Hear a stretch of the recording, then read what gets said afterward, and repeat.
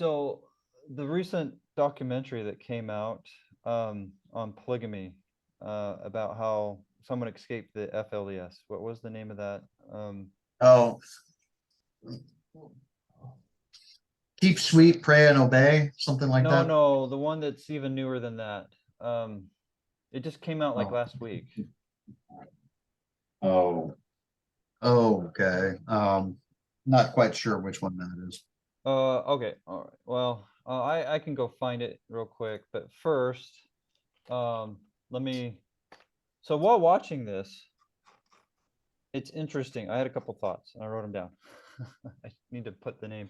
So the FLDS people, knowing what was going on and how it was wrong, is proof that Moroni 7, in there, at the beginning of Moroni 7, it states that Yahweh teaches all adults right from wrong. Now, I am wording it different on purpose, but that is what it's teaching, okay? And we can go look at the actual verses in a minute.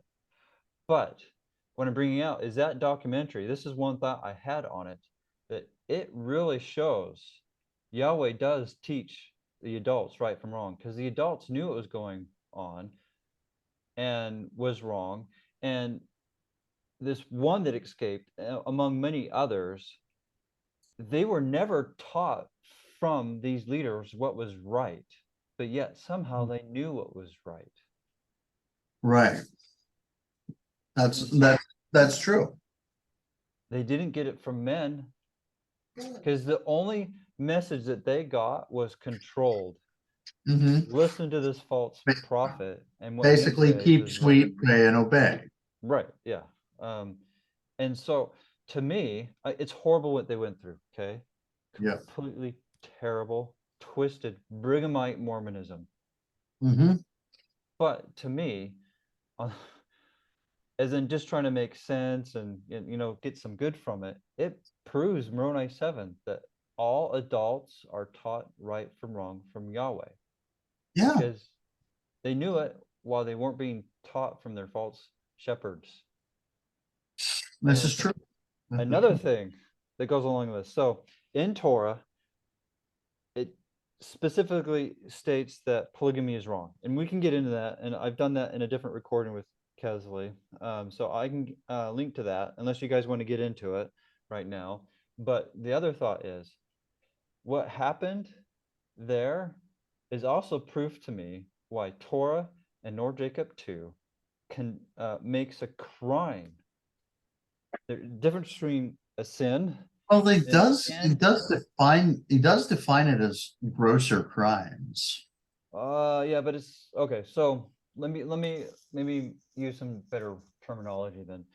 It's a sin and it's against the law, but it doesn't have any legal punishments for it. Oh yeah, yeah. Okay, I get you. I get you. There's And no so punishment. yeah, There's yeah. no So punishment in that's Torah for polygamy. Yeah. in Torah or in the Book of Mormon. In fact, Mhm. Jacob 2 is actually patterning what it states in Torah. In fact, D&C 1835 D&C 101 does the same thing too. And that's one thing I've been put in a post that I haven't finished yet. You've never heard me say that. But um, this FLDS situation shows why that's the case. They didn't feel safe to come out because it was against the law.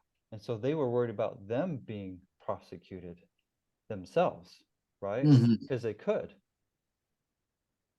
Where that actually kept them in the knit group that made it worse and worse. Where if we actually followed Torah and the Book of Mormon on this, it would have made it easier for them to speak out, Mm. because it would not have been against the law. And so that fear of that portion would have gone away, where they would have been safer or felt safer, because there are control aspects to this too, but it would have been easier for them to feel like they could speak out against it. Yeah, that's just one of those things that, well, in terms of polygamy, there's only one thing really that always has confused me about it. I believe that it's wrong, and I know the scriptures state that it's wrong, and yet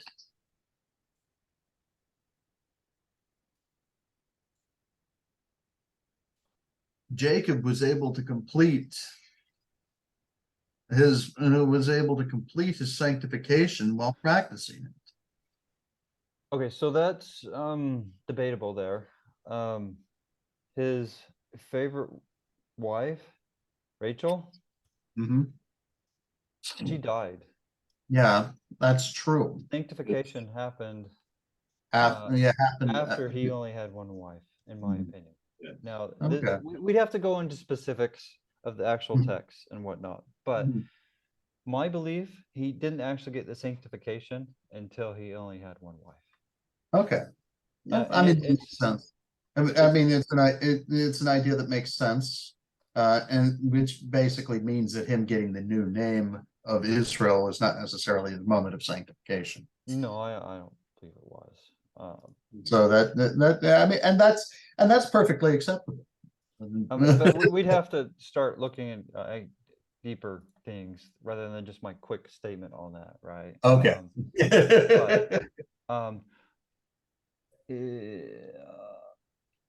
This one, Prisoner of the Prophet. That was Yeah. Okay. Okay. from Disney. That's the one I was watching when I had those thoughts. Okay. Yeah, that's pretty interesting. I think it was Disney that did it, and I like this channel. Some mixed feelings about some things that he promotes, but in general, I like it. As if you want, you can go look through the comments. I comment on a lot of videos. Yeah, the more Good and book book reviews. reviews. Yeah. Yeah. Yeah, I know that. I know Pinniger. I in general, I like him. Yeah. Occasionally, I'll even bring out how I don't like this or that. I've argued with him on a couple of points. Yeah, I unintentionally, yeah. One time I told him you're promoting wickedness on a particular video. Well, I mean, I'm also in another Facebook group that he's a part of, the more liberal LDS group. Oh, I won't get along there, so Yeah. I'm too bold. They'll kick me out. Speaking of, you need to be more bold. Anyways, no. Yeah. So on that, I hear just to emphasize that. Let me show you something, okay? I'll show it from the scriptures, because that must be a new feature. That's kind of annoying.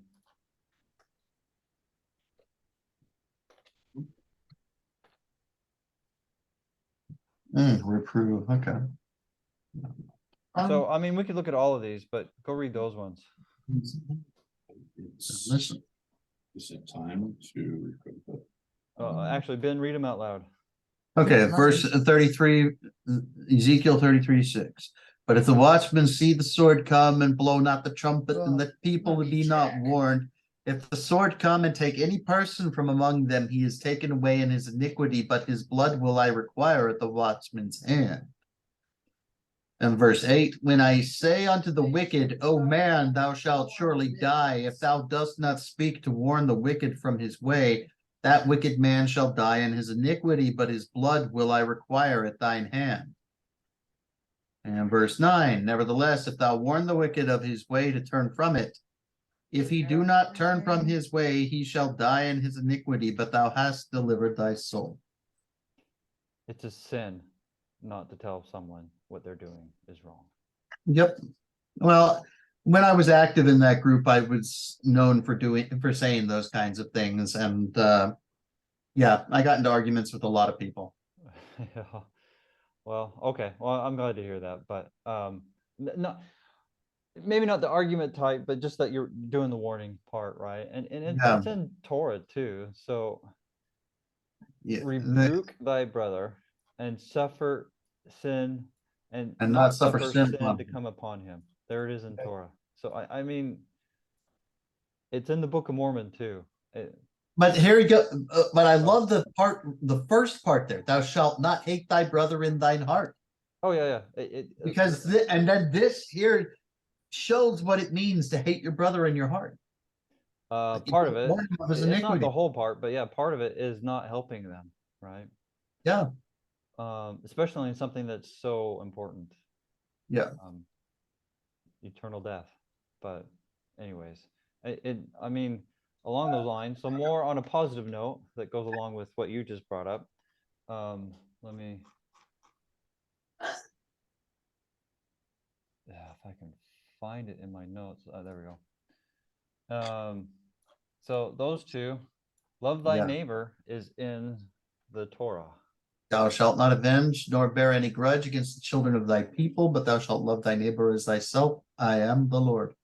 Yeah, so when Yeshua in the New Testament told people, when I give you a new law to love your neighbor, he was actually really stating, let me give you a renewed law, love your neighbor. Yes. Because it wasn't Well, brand and spanking new. he's actually telling people what he means by new. You mean There's rarely ever when he talks about new, is he actually talking about something completely brand spanking new. oh no, yeah. It's renewed or expounding on something that they already had. Yeah.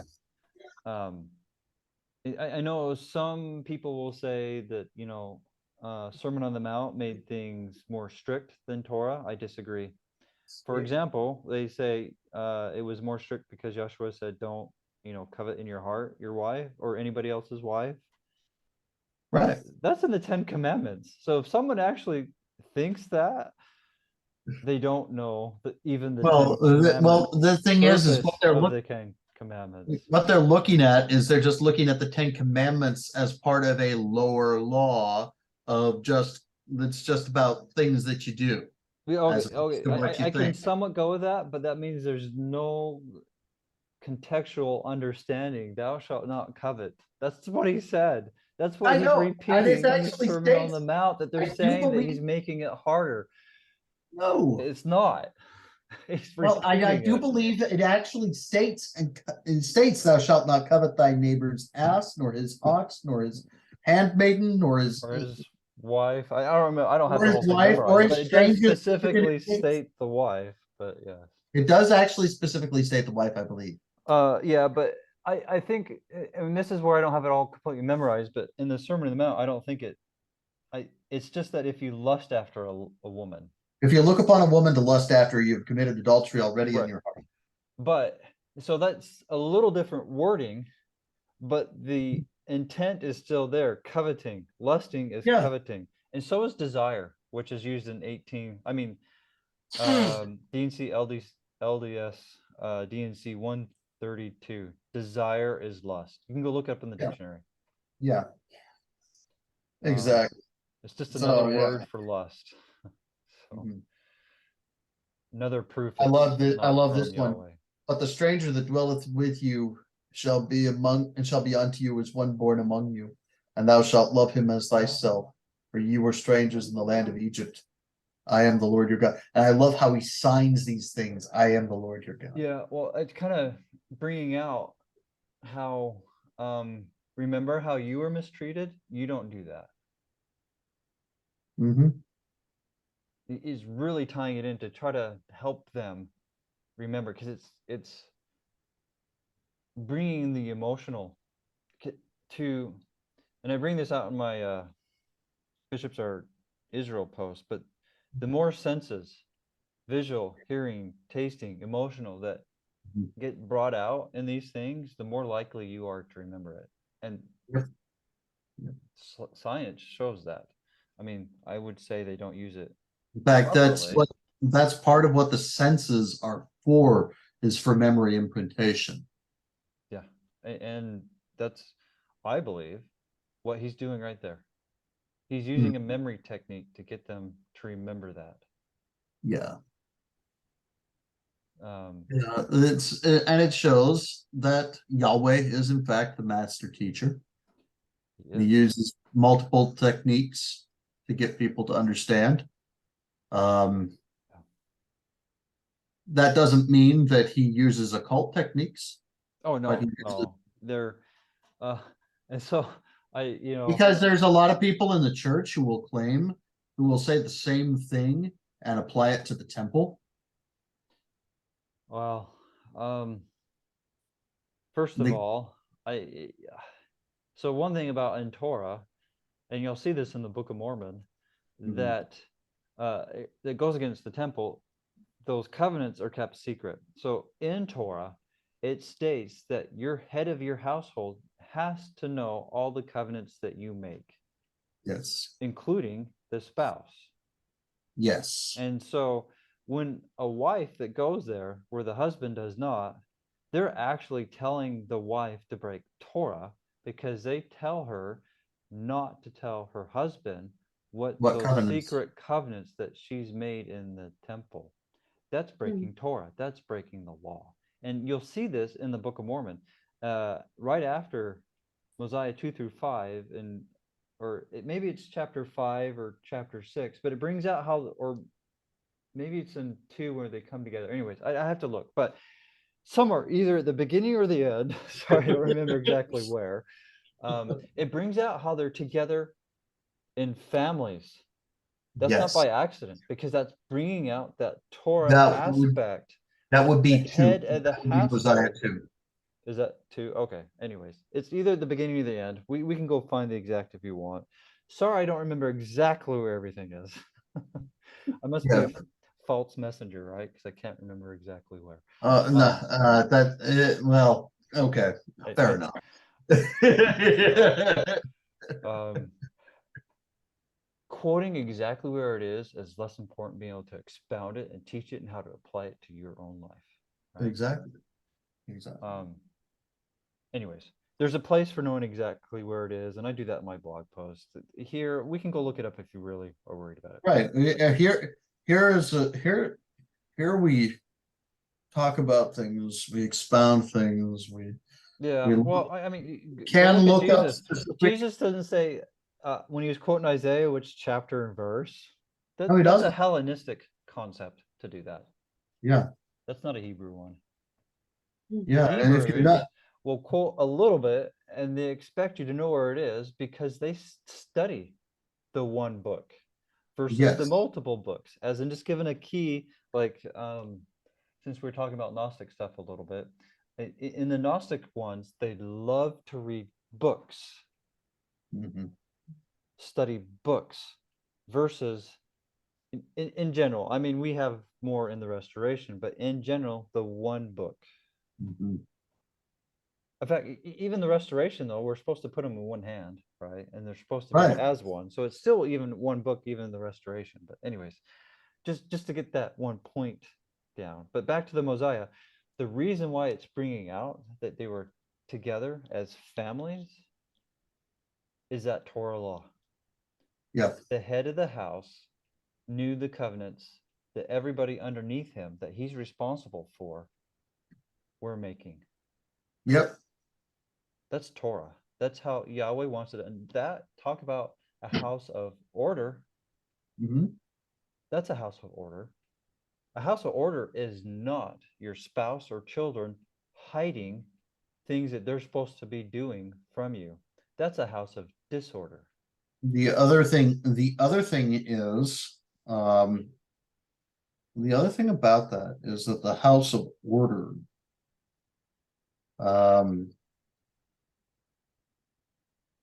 the house of order does not equal the house of hierarchy.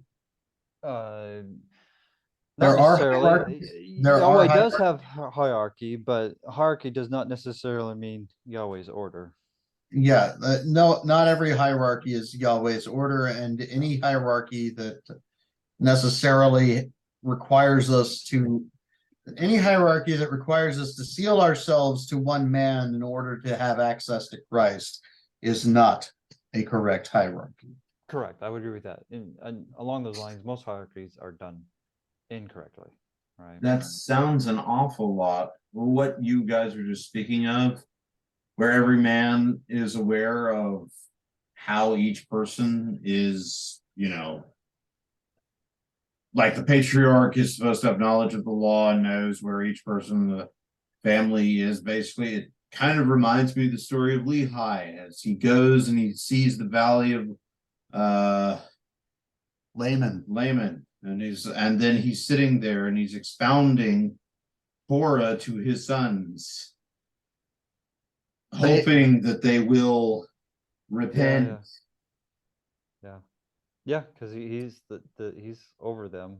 Yeah. But the was it the Valley of Laman, the river of Lemuel or something yes. like River that? of Lemuel and the Valley of Laman. Yeah. But anyways, yeah, he was.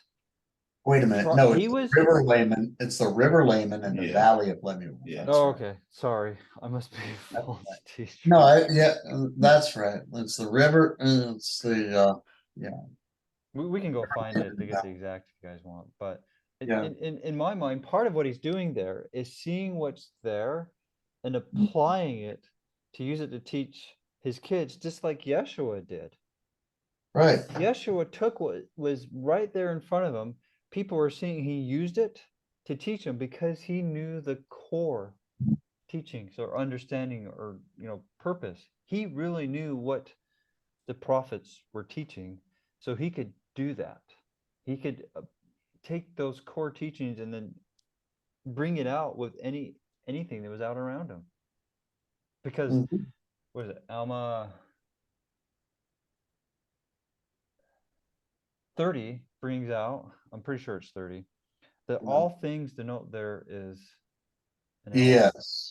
Yes. That's also one of the when I'm arguing with flat earthers, that's also one of the chapters that I will cite, chapters and verses that I will cite indicating the motion of the earth and the Sure. So I need to do a research study, but I have two for you in the Book of Mormon, and one of them is in Helaman yeah.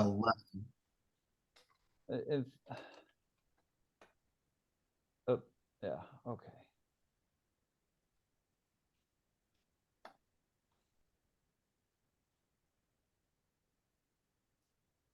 Helaman and Alma 30. They both from the Book of Mormon bring out how the flat earth is not happening because it goes against the teachings and theories of the flat earth, right? Yeah. Oh, I pointed these out to one of these Doctrine of Christ flat earth people. So already she has 2 strikes against her. In terms of understanding truth. In terms of understanding truth. Yeah, I've seen And what they Orthodox said, Pharisees what they did, they claimed Mandela effect being used on the Book of Mormon to change it. I've seen people do that with parts of Isaiah, but I've never heard anybody apply that to the Book of Mormon. Oh yeah, just to prove, just so they can hold on to their pet theories. Yeah, well, a lot of I know Doctrine of Christ people who say recordedly on YouTube they know better than the Book of Mormon. So sadly, whether if they try to come up with the Mandela effect excuse or something else, sadly, coming from the Doctrine of Christ, I'm not surprised. In fact, these guys also teach that, well, Joseph was just trying to figure things out, and that was his current believing. I'm like, so now you know better than Joseph Smith. Yeah. What God's view is. Give me 1 minute. Yeah. Gotta love my little kids. They're cute. Yep. Did you see him, just out of curiosity? Yeah. Did you see his outfit? Well, I just might have to go blank, cut that out. But anyways, all right. Yeah, so I actually, most of the people I see pushing flat earth fallacy, at least in the circles I'm around, are Torah people, and it just drives me nuts. And it makes the Torah movement look like a joke, because it actually, Torah actually speaks against it. And maybe I need to look, like I research things. Can you see all that stuff? I should go make a page on this. It's just I'm so busy doing other things. Hold on, another pause. it, I I should sit one of these days. I need to sit down and make a resource page on this, but Yeah, I mean, I think that the thing is that one of the questions that I'll always pose is, it's like they assume that because the whole globe earth thing was presented by globalists, that it must be a lie. yeah, I get people tell me, well, NASA lies. I'm like, yeah, I know that, but it didn't start with NASA. So, okay, so on this point, since we're getting on this off subject a little bit, but that's fine. But this is a good thing, right? Mhm. So, I actually don't believe we landed on the moon. Okay, I just don't. Oh, And so I, here's a reason that I came up myself, and when I bring it up, no one can go against it. So the pictures that they have, right? Sure, people bring out some funny things on them, but you know what my issue is? That they could take them. If you right. So spotlights, okay, right? The things that people use at dance places and Right. get noticed. If you took a picture of someone right in front of that, you won't get a very good picture, right? You'll be You won't hardly get see any anything. detail. You won't get any detail. Right, right. Now, can that spotlight put light on the moon?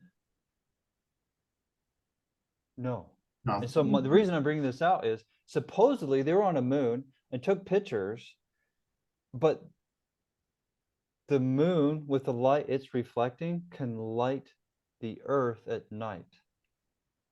It's That's impossible what's impossible. to take a picture under the light of that Yeah, intensity. that's exactly my point. Mhm. The moon, although though it's just reflecting light, it's 100,000 million times more bright than a spotlight. Mhm. And you can't take a picture of somebody in front of a spotlight. How did they take a picture while they're on the moon? I've Could it, I've been called crazy, a denier, and a whole bunch of other nasty words, but they won't respond to that question. They won't answer it. Because it's science. Well, I haven't done experiments, but to me, because I can't go to the moon, right? Experiment, but it's, and I haven't tried to take a picture of something in a spotlight, but Logic, but it is logic. it's logical. I haven't actually gone and tested, but you can't go take a picture of someone in front of a spotlight. I mean, you can't even. Anyways, you guys are on the same page on that, right? well, We don't need to. yeah, I don't, You can if you have an opposing light. The thing is, if you understand about light, the things about light, if a person is standing directly in front of a bright spotlight, the only way you can get a clear picture of their front, and it's really cool effect, is if you have an equally brighter light shining at them. from And so the what it opposite does direction. is from the opposite direction. What that does is it offsets the light and creates a shadow, and you can catch the person's full figure. Okay. So that's an interesting point, and that's something I don't know because I'm not a cinematographer. But Yep. here's another issue. Even with that in mind, cameras break when they get light that's too bright. Yeah. Yes. Yeah, they do. They do. So that may solve part of the problem, but not the complete. Well, especially the cameras that they would be using during that time. Oh, right. Even today, I don't think there's a camera that can withstand that. Well, basically, Actually, the digital cameras can. but when the light's too bright, the digital cams Are bleached. they bleach out. They bleach yeah. out, and they won't take the picture. Right. For sure. But for sure back then they didn't have the technology to take a picture. But that's I guess that's mine. Of that amount of brightness, right? I Right. would doubt even they have today to take a picture of that amount of brightness. But Yeah, because Yeah, I mean, the same effect happens on film. Light has its effects. Mhm. Right. Light has its effects and just like when film is exposed to, when film that you've used to record something is exposed to too much light, it will It'll bleach out. it'll bleach out and the image will be gone. So, unless you guys want to say more on this, I want to say one last thing that I have personally seen that disproves the flat Earth: sunsets Mhm. and Yeah. sunrises. But more than that, just one that I've seen that most people won't personally experience is the crescent of the moon is on the opposite side if you're on the northern versus the southern hemisphere. Right. And that is because of the angles of the sun that you're not the sun, but the earth where you are when you're looking at it. Yes. Yeah. So that's not So possible on a flat earth. that would not be possible, no. And on top of that, not just the crescent on the opposite side, the constellations are upside down also. Yeah. Yeah. Because I'm walking upside down here, right? Mhm. Yeah. That's got to be it. Yeah. Anyways, Somehow getting magnetized to it. Yeah. yeah. So my first thing when I run across people on this subject is the lights in the heaven disprove the flat earth. And I'm not kidding. They do. Sunrise, sunset versus just disappearing as a dot and coming Right. back as a dot. It actually sun sets and sun rises. Same with the moon, sun and My moon. my favorite thing that they use to prove that flat Earth is the curvature, the flagrantly disgusting curvature equation that NASA puts out there. Oh, yeah. Well, I do believe NASA has problems. And in some of their videos of the astronauts, even in the space station, I have issues with, actually. I've watched a few just out of curiosity. They're it's CGI. Yeah, pretty much. In fact, Oh, they even they're- contract a CGI company. So Yeah. anyways, that's a whole nother subject. But moving on. but the sun, moon, and stars just prove it when you actually do real Exactly. observations. So, but it's a strong deception. It really is. Yeah. Yeah. And my problem with it is if you can deceive someone in one thing, you'll be able to deceive them in another. Yeah. Mhm. That's my biggest concern. Because Well, the whole thing is that when people, the thing that I see is that when people get deceived, then they grow to love their deception. yeah, they do. And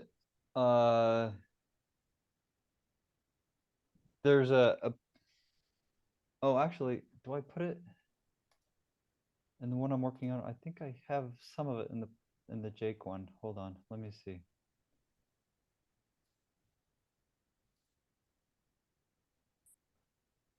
Yeah, Oh people. no, I don't. Which one do I? Oh, let me check. I think it's. Have you heard of this this joke on the name of NASA, not a space agency? Not a space agency. Sorry, say that again. Not a space agency. NASA stands for not a space agency. Oh, okay. No, I haven't heard that one. I've come. I don't know how true it is, but I've come across how NASA in Hebrew is lies. I haven't checked that out for sure. But so this is in my upcoming King David post. But just to go along with what you said, so Dean, I mean it's in a couple Revelations and anyways, but whosoever loveth, aka believeth, or maketh a lie. And so this is my big problem with it. What's the consequence of that? It's damnation. Mm-hmm. Right? I mean, we can go read it from Revelations real quick. And behold, I come quickly. my reward is with me. See, here's my majestic pronouns. Just to call it a funny culture, right? Yep. To give every man according to his work. Wait a minute, to his work. As his work shall be. As his work shall be. Work, not just belief. Anyways, And not just the things that we say. not just profession. Man. Yeah, lip service is only Oh only wait, goes there's a far. verse on that one. Close to me with their lips, but far from me with their hearts. Anyways, okay. Yes. I think That's I've heard that one. It's yeah, nice. yeah, it's yeah, I know a couple places it's that. But anyways, I am Alpha and Omega, the beginning and the end, the first and the last. Blessed are they who. Oh, I want actually. Oh, whoa! This is Do. whoa. I'm gonna stutter here. Sorry.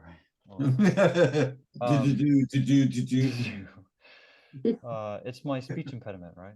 No, that's not mine. I have problems with other words, but that they may have right to the tree of life. So not everybody has the right of the tree of life, which is Yeshua. But those who do his commandments have right. Yeah, those who do It's not a privilege. Yeah, those who do his commandments. Which reminds me of the Sermon of Torah. Anyway, Sermon on the Mount. Just going off of what I was saying before, but anyways. Good one. And enter in the gates into the city, for without are dogs and sorcerers, whoremongers, murderers, adulterers, those who love / believeth and or maketh a lie. Oh, wait a minute. Those are without the city. Without the city, those who believe a lie. Or if you go back to Torah, those are those who were supposed to be destroyed from the land. Do you have a verse that one? I don't know that one. Whenever he told them to destroy the people from out of the land, there's several verses. The Canaanites, the what have you, and we not adopt their ways. Mainly Right. Okay, well, you want to see if you can find it real quick? Let's look at it. Yeah. I believe you. I just don't remember that one off the top of my head. I don't have everything memorized. I don't think anybody does. Well, you're not a sponge. Oh wait, I'm trying to be sponge of truth, but it takes time. That's not a good analogy. That's not a good analogy. Okay. Sponge leaks. I am more concerned about understanding than remembering everywhere where something is taught. Absolutely. It's good to be able to quote it, but that's why I have my OneNote. I don't remember everywhere. And yeah, I'm more concerned about the essence of it. So, because once you really understand it, you can look at one and then you can expound it, right? So yes, indeed. That's the more important thing. In fact, a lot of scriptures, not all, but a lot of scriptures is recollections or accounts, written down records of messengers teaching other people. So it actually shows they didn't just have it memorized, they made it their own and then taught it. Right? They didn't just quote it. They taught it because they knew it and they understand it, and so they could bring it out. They did quote too, but the thing that really made it stick to the people is that they understood it and they could teach it in a way that that person right in front of them needed it. Yeah. Not just quote, because you'll see people quote all the time, right? But most people quote without understanding, and it doesn't go anywhere because they're lacking the understanding.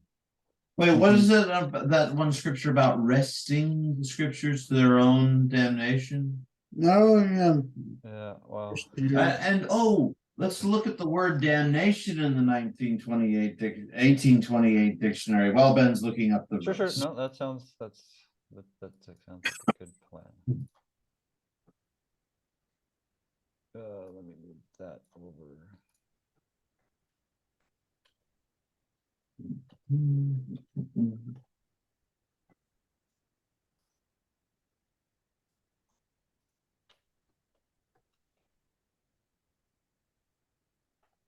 sentence or condemnation to everlasting, everlasting, not, that kind of outrules reincarnation, punishment in future state or the state of eternal torments, condemnation. Is that what you're going for, Matt? Well, I was thinking more along the lines of. There we go. Sorry, hold on. Ben We found it. might have, I might have, is because the idolatry is the idolatry is a lie. So here's a part of that judgment. These are the statutes and judgments which you shall observe to do in the land. This is Deuteronomy 12, which the Lord God of thy fathers giveth thee to possess it all the days that ye live upon the earth. Ye shall utterly destroy all the places wherein the nations which ye shall possess serve their gods. Right. Upon the high mountains, upon the hills, and under every green tree. The idolatry is the great lie. Sure. I will agree with that And you shall assessment, but that's and not you shall actually, over. it's not saying what you were. No, I'm just looking up. Right. Yeah, you're trying Right. to It find doesn't it. say it exactly. I do, but It does say to destroy those places where they worshipped. Right. I completely agree, and I've gotten arguments and a supposed dealing with Restoration idolatrous Torah cities. believer when I actually quoted that to him, because he was saying, because he's a Buddhist also, so that might give out who he is if you know enough. That's an But, oxymoron. he's like, we should keep all these, sacred worship places of these other traditions, and I'm like, Torah states we're supposed to destroy them, No. and he didn't like me, because he claims he tries to follow Torah, and here he was completely contradicting it. So There's here's something. Here's another something. Dealing with a family member's idolatry. If thy brother, the son of thy mother, or if thy son or thy daughter, or the wife of thy bosom, or thy friend, which is which has thine own soul, entice thee secretly, saying, let us go and serve other gods, which thou hast not known, thou nor thy fathers, namely of the gods of the people which are round about you, nigh unto thee or far off from thee, from one end of the earth even unto the other end of the earth. Thou shalt not consent unto them, nor hearken unto them, neither shall thine eye pity them, neither shalt thou spare, neither shalt thou conceal them. But thou shalt utterly kill him. Thine hand shall be first upon him to put him to death, and afterwards the hand of all the people. And thou shalt stone him with stones that he die. So this is what is supposed to happen to the liars, the people who get us to say after strange things, even when they are of our own household. right, Because he hath sought to thrust thee away from the Lord thy God, which brought thee out of the land of Egypt, from the house of bondage, and all Israel shall hear and fear, and shall do no more any such wickedness as this is among you. That's in Deuteronomy 13. yeah, and I would say that even includes little white lies. Yep. It's any degree of a lie that's being talked about there. Any degree. Either a little white lie or one big, I don't know what a phrase is for. So if your wife asks you if that dress makes her look fat, what do you do? You answer in a way that's not lying. Yeah.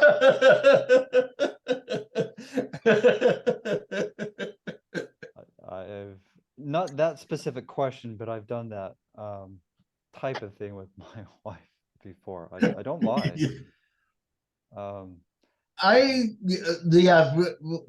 When my wife would ask me, when my ex-wife would ask me something like that, I was like, I think this one makes you look better. There you go. That's not a lie. Right? You don't have to directly answer the question. I like the other one better. You should not lie, right? Anyways, I mean, in the scriptures, there are times when people ask Yahweh questions. He does not directly answer the question. He gives them something else enough to appease them, so that way he doesn't have to come out and answer it. And because maybe the the person's thing aren't is ready yet that or whatever, right? when God commanded Sarah to say that she was Abraham's sister, he was not commanding her to lie. No, in that culture, she was considered a sister. They don't have these additional layers of family definitions that we do today. In fact, there was no grandpa. That's why you don't see in the old Hebrew scriptures, you should follow the ways of your grandpa. It's because your grandpa is a father to you. And a cousin or a niece was a sister. Yeah. Then, so he didn't lie. He was Exactly. telling the truth. Yeah, see, But when you try to understand these things with how we think about things today, you'll bring things out that weren't really there, right? yeah, because I believe the explanation that's given is that she is the daughter of my father's brother. Yeah, which is a niece, right? Which is what we would call today a niece. Right. And I included cousin and niece. That's a sister in that culture at that day. It wasn't later that we came up with these more defining words. In fact, we even go further in that, like second cousins and uncles and Third aunts. cousins, 6 times removed. Yeah, I don't understand that. I'll just be honest. Yeah, I don't understand how that works. Yeah, in the family history app for the LDS Church, I keep finding all these people in my ward who are my 9th cousin. I'm like, what the freak? Yeah, I don't understand how this once or second or third time removes is, and I'll be honest, I don't care. The genealogy as the LDS Church does it is not of Yahweh. In fact, I actually believe it's of the occult looking for their occult families. Because that's not how Yahweh works. Well, but it was through that I found out what my Israelite genealogy is. Sure. We may get some good out of it, but the intention behind it is to, in my belief, is to go get those. So the occult is using their occult families, because Yahweh works with everybody. And if you're not of Israel, you will be adopted of Israel once you become of the same heart, right? Right. In fact, Yeshua stated, I'll make believers out of these stones, right? That's true. Say it's not unto yourself that ye are seed unto Abraham. For God can raise up of these stones seed unto Abraham. Yeah. It's the literal lineage doesn't mean Well, and actually, when you think about that imagery with the dust of the earth being Satan's realm, but God can raise from the dust. Yeah, that makes that part make a lot more clear. And also another thing that just came to me at the same time is when we're sinning, we want to be covered by the rocks. And here he is saying, I'll make some other people believers, because I'll raise out rocks and will come believers, which is coming out of the dust, which is that imagery from Genesis, right? That is how he forms us out of the dust. It's, I know a lot of apologists. Sorry, go ahead. And so you see in Adam, in the creation of Adam, you actually see also the creation of the new man in each of us. Yeah. Risen from the dust. And it's, I do believe there's some literal aspects to it. Okay. I do believe it's the more important part is the spiritual part of it, that he will form each of us out of Satan's domain. That's the more important thing that it's teaching there. But I know a lot of apologists will try to come up with, it's funny, they'll use ever-changing modern science to show that the Bible's true, but they're using someone else's tools to show that someone else's word is true. So it doesn't really quite compute. And with the So why are we going to use something that changes constantly to prove that which does not change? Right. I'm completely on the same page as you on that, Ben, and that's what I was getting at. No, I just find the entire field of apologetics to be exhausting. Uh, I wouldn't say all of it, but a lot of it. Okay. Yeah. But it's funny, as I've seen modern science change some, the apologetics make excuses for the apologetics that they've used based off of this changing science. I'm just like, you're going about it the wrong way. That's not what it is. No, they're not. No, they're It's not, in. Steve. They said So- something wrong before, and now they've got to apologize. So they're doing it exactly the way they're supposed to. Welcome to this week series of Twisted Logic. Yeah. So Anyway. I'll just say one more on this. The woman coming out of the man's side is Mhm. symbolic of the church coming out of Yeshua. Yes. So Yes. the spirit will prick us and prick us in our side, right? Mm-hmm. In our bosom. Yeshua was pricked on the cross. That's Yeah. right. It was because for his love that he was pricked, and then he created the church to save those who would follow him. And you know, that's an The interesting church thing. came out of his side. And that's the interesting thing is that the church had seen so many iterations throughout time. Sure. It's Yeah. been there, it's been back, it's been there in partiality, it's been there in fullness, it's been there in various because the law of Moses technically was a sub-administration of the church. It was Right. It was a punishment for their disbelief. Yeah, because well, that's why I say it's a sub-administration. Sure. I am just using a term that I like more, but Yeah. I think we're basically on the same page on that, right? Yes, you are. I like the term punishment because punishments don't have to be eternal, No. That's true.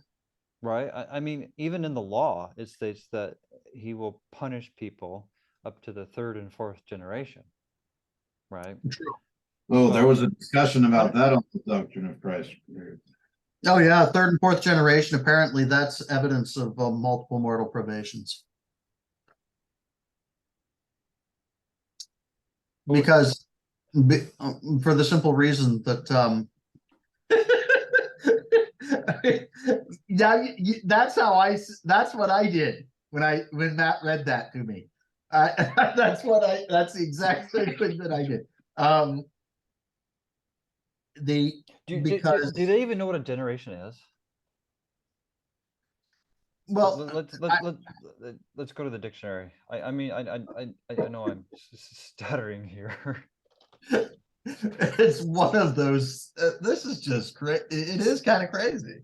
Yeah, because I mean, I'll put in the notes my post and our expounding of the scriptures, right? Of that, it's just so obvious from the scriptures. But this is where they're always learning and never coming to the truth. But let's just generation. Well, it's because rather than embrace the law, they embrace the doctrine that makes it so that they don't have to live the law.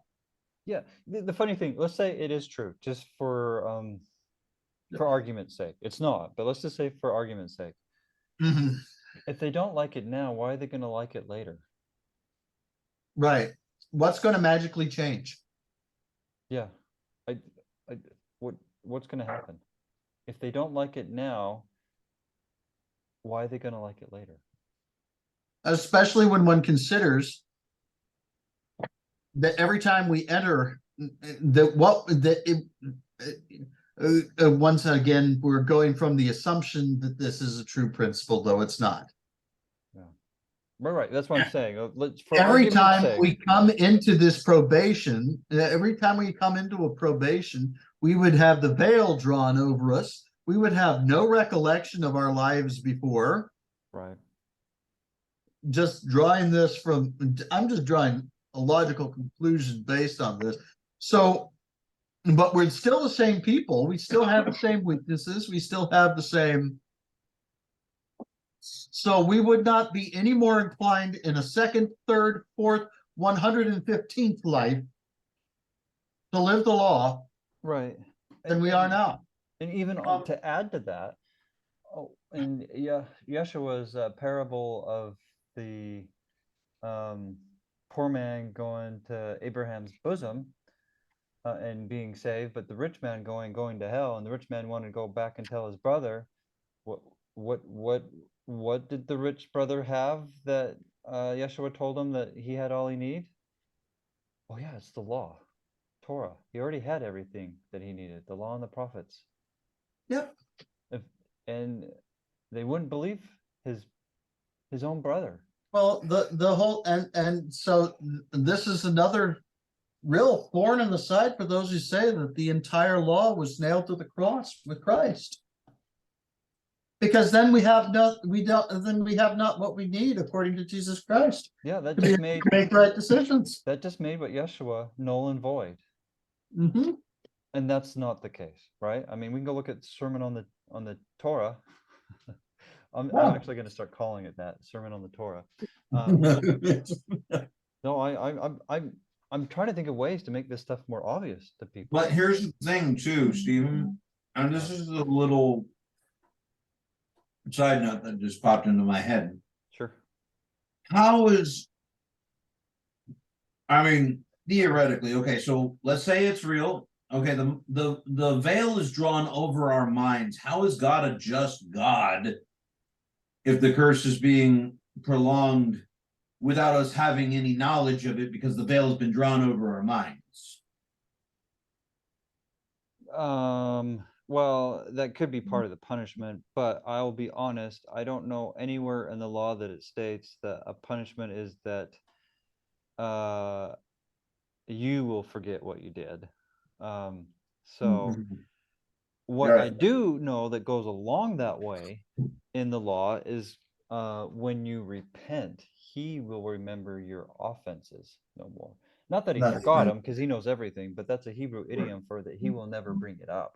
So he doesn't. So this even as I bring up and expound that idiom, it's just that's how it is in English. But what the Hebrew mind reads, that he knows that just means he won't bring it up, because he can't forget something and be all knowing, right? I mean, Right. if it's just logically impossible. And so if you Right. think about it, even not knowing the idiom, you would know it means that he just won't bring it up, right? But Yeah. that's the closest thing to that. But that's after you repent. I'm telling you, there's lots of things in my life that I'm glad he won't be bringing up. I'm glad. Yeah, lots of things. Yeah. There are lots of things that have happened that I have done in my life that I'm glad he will not be bringing up. Yeah, for the past, right? Right. 'Cause grace is for the past. I just This wanna is make the that clear. justification. This is the justification. This is what happens for every man who is willing to enter into covenant, is the justification. Yeah. So here's something that goes along with this. Okay.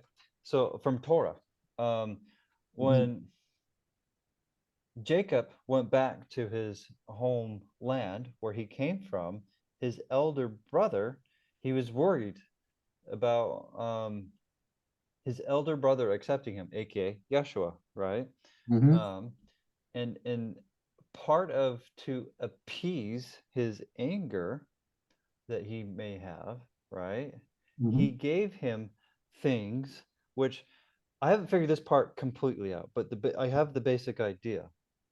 He gave him things that point us to Yeshua's righteousness. Yep. aka Yeshua's sacrifice, his life, not his own, but Yeshua's, just like the Book of Mormon teaches. Right. It doesn't come out and say it, but when you learn the meaning behind these symbols, and I haven't figured out for every single one, like a camel. I haven't figured out the camel one yet. But anyways, But we do know that prophets, that Judean prophets were known to wear garments of camel's hairs.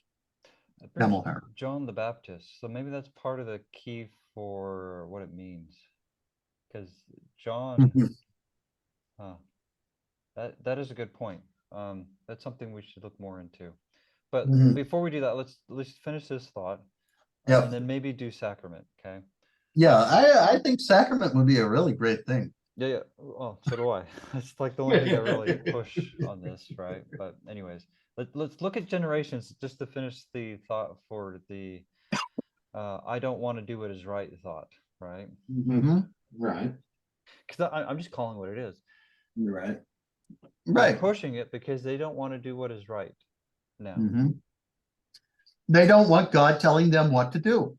They Right. want that they want to be able to quote the sections of Deuteronomy that they can apply to the Church of Jesus Christ of Latter-day Saints, but then they want to cut the rest of it out if it applies to them. Huh. Yeah, that sounds like making God in their own image and being hypocritical, which they're claiming the church for doing, because they're only using what is in the scriptures to condemn others, but not themselves. That's a hypocrite. Mhm.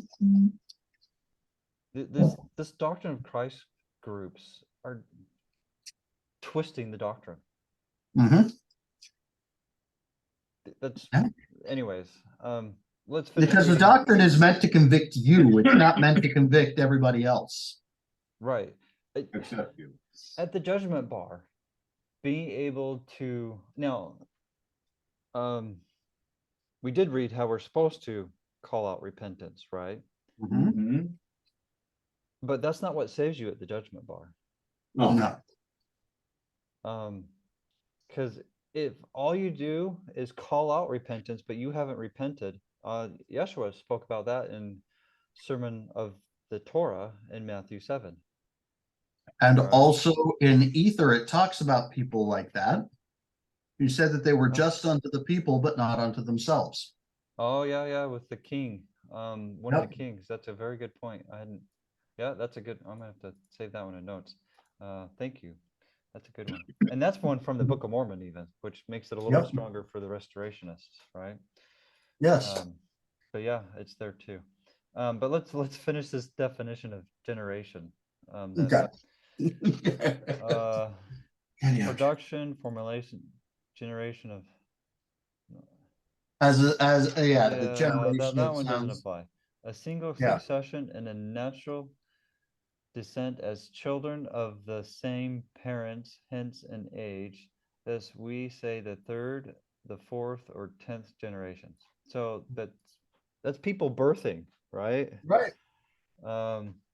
Not A generation is literally your parents generate offspring, yeah. or you as a parent generate offspring. That's the next generation. Right. And so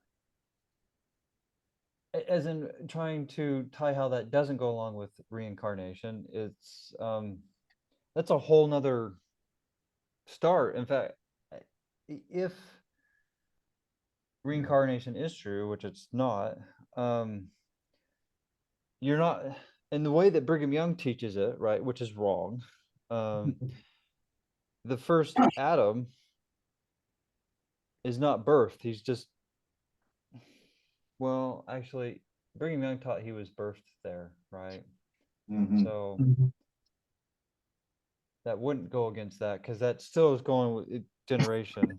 So I mean, I disagree with reincarnation, but I'm trying to see how to really point out how this definition would contradict that. And I don't Well, think that here's the thing.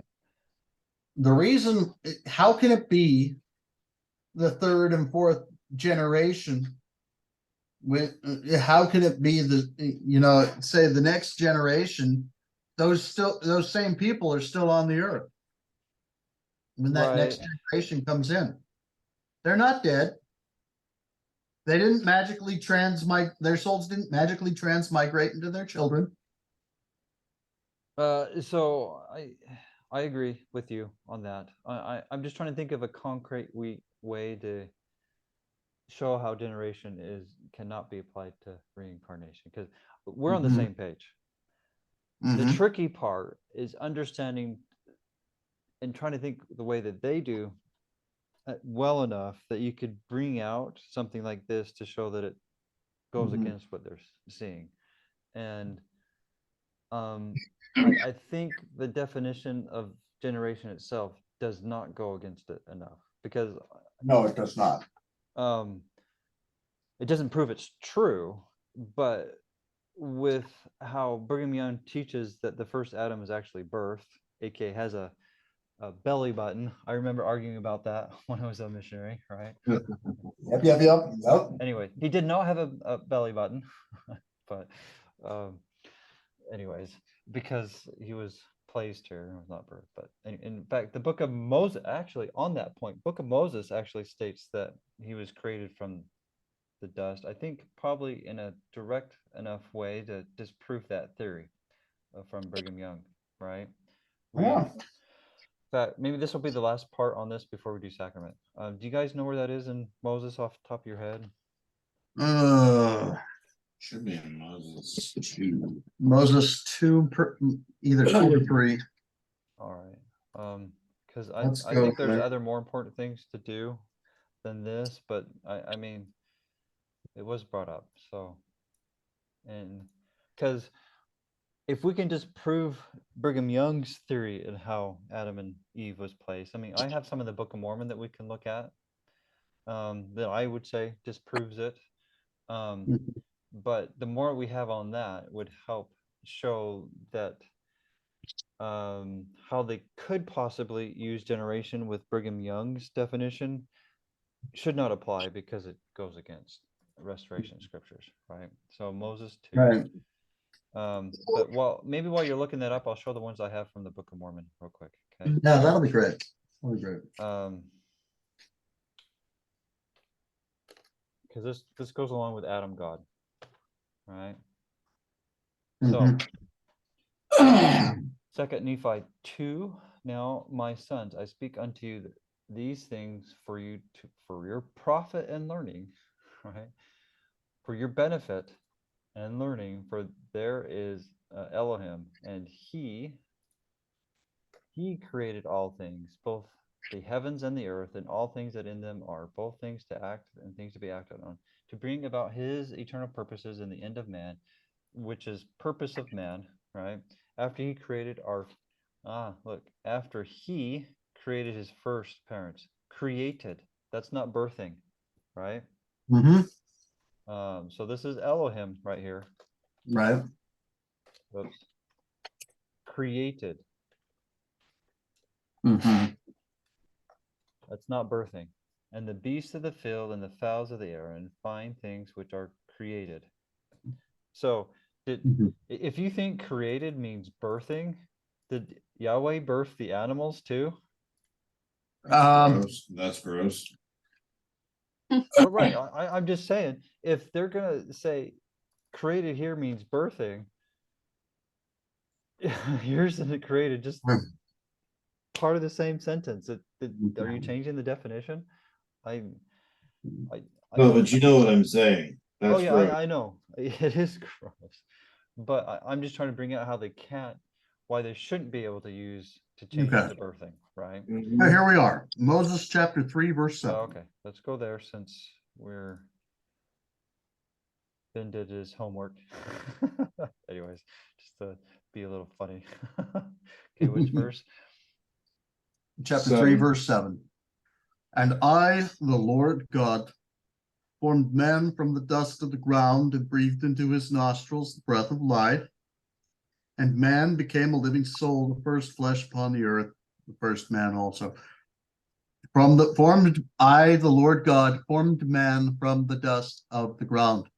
That's not Doesn't birthing. say, I, the Lord God, caused man to be born from a woman. Yeah. It says, I, the Lord God, formed man from the dust of the ground and breathed into his nostrils the breath of life. And man became a living soul, the first flesh upon the earth. The first man also, nevertheless, all things were before created, but spiritually were they created and made according to my word. And I, the Lord God, planted the garden eastward in Eden, and there I put the man whom I had formed. Yeah. There, let's. Oh, wait. Yeah, so much What- created, formed. Doesn't say anything here, birthed.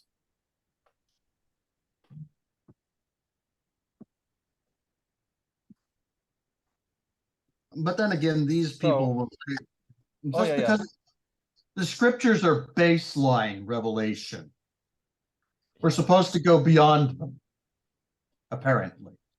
I read that just before I came in here too.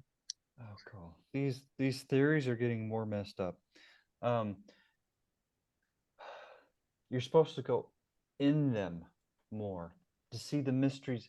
The Book of Mormon states the mysteries are in Torah. Yes.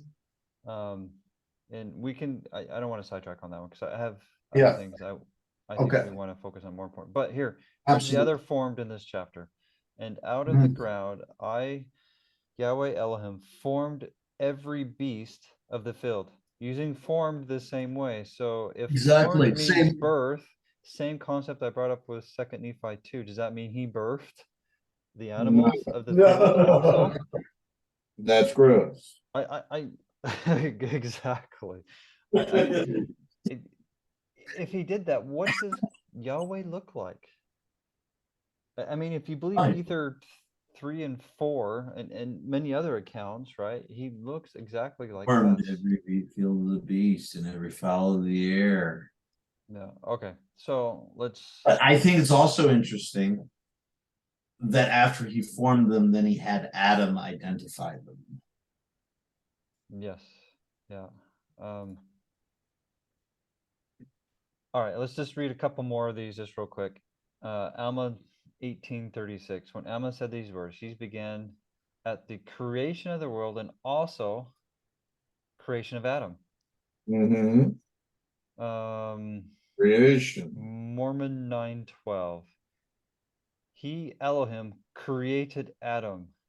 Oh boy. Moroni 10:3. Creation of Adam. Okay. All right. What about the term procreation? Come on, it's got creation as a part of it, right?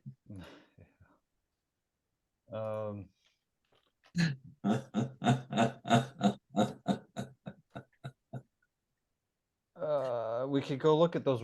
So on that, which I actually don't want to because I have other things I want to do. Right.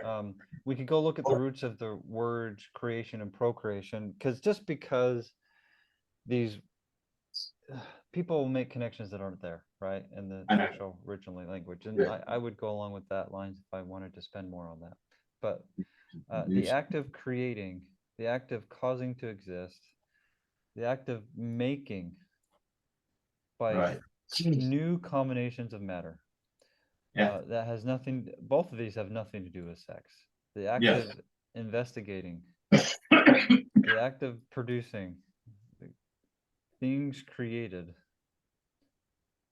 part of the things created. Yeah. Anyways, this has nothing to do with the sexual act. No. So Absolutely. in my mind, just looking at these verses real quickly, that destroys the idea they could go from generation to generation from one mortality to another, right? Right. Or multiple mortal probation or whatever the term they want to use it, right? MMPs, Well, yes. they have this thing about eternity is only so long. I can't remember exactly, but it's created. When it's created, you're not a generation, right? So anyways, with that, maybe let's pause and do sacrament and we can do some other stuff. Give it a second. Sounds great. Okay, so Ben, before we actually do sacrament, Ben wants to look at the word form. So I'm gonna let him drive this one. Okay, so the shape or external appearance of body. The figure is defined by lines and angles. that manner of being peculiar to each body, which it exhibits to the eye as distinct from every other body. It's a manner of arranging particulars, disposition of particular things as a form of words or expressions, a model, drought, or pattern.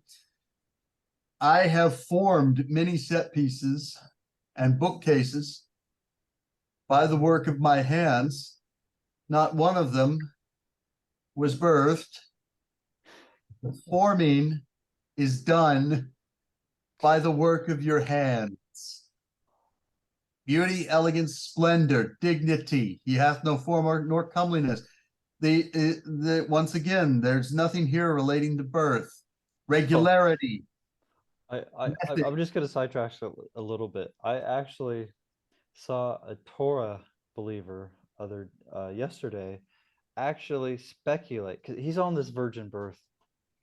You're garbage. right. Anyways, but he's like, Adam virgin birthed Eve from his side.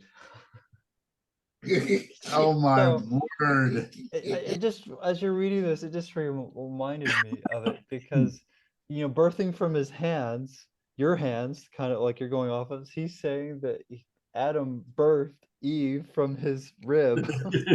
Yeah, no, but this is the thing. Forming is work of the hands. Right, When you right. form something, it is the work of the hands. That's the point. Regularity, method, order. This is a rough draft to be reduced to form. Okay. Right. But form, Eve was formed from the rib, which means from the work that Yahweh did. Exactly. The point that I brought out, that Eve and this allegory represents the church. Yes. The church exactly. exists because of Yahweh's work. Yeah.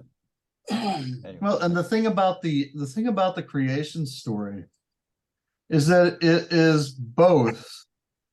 It has literal elements, but its primary value is in the allegory. Correct. Yeah, that it presents.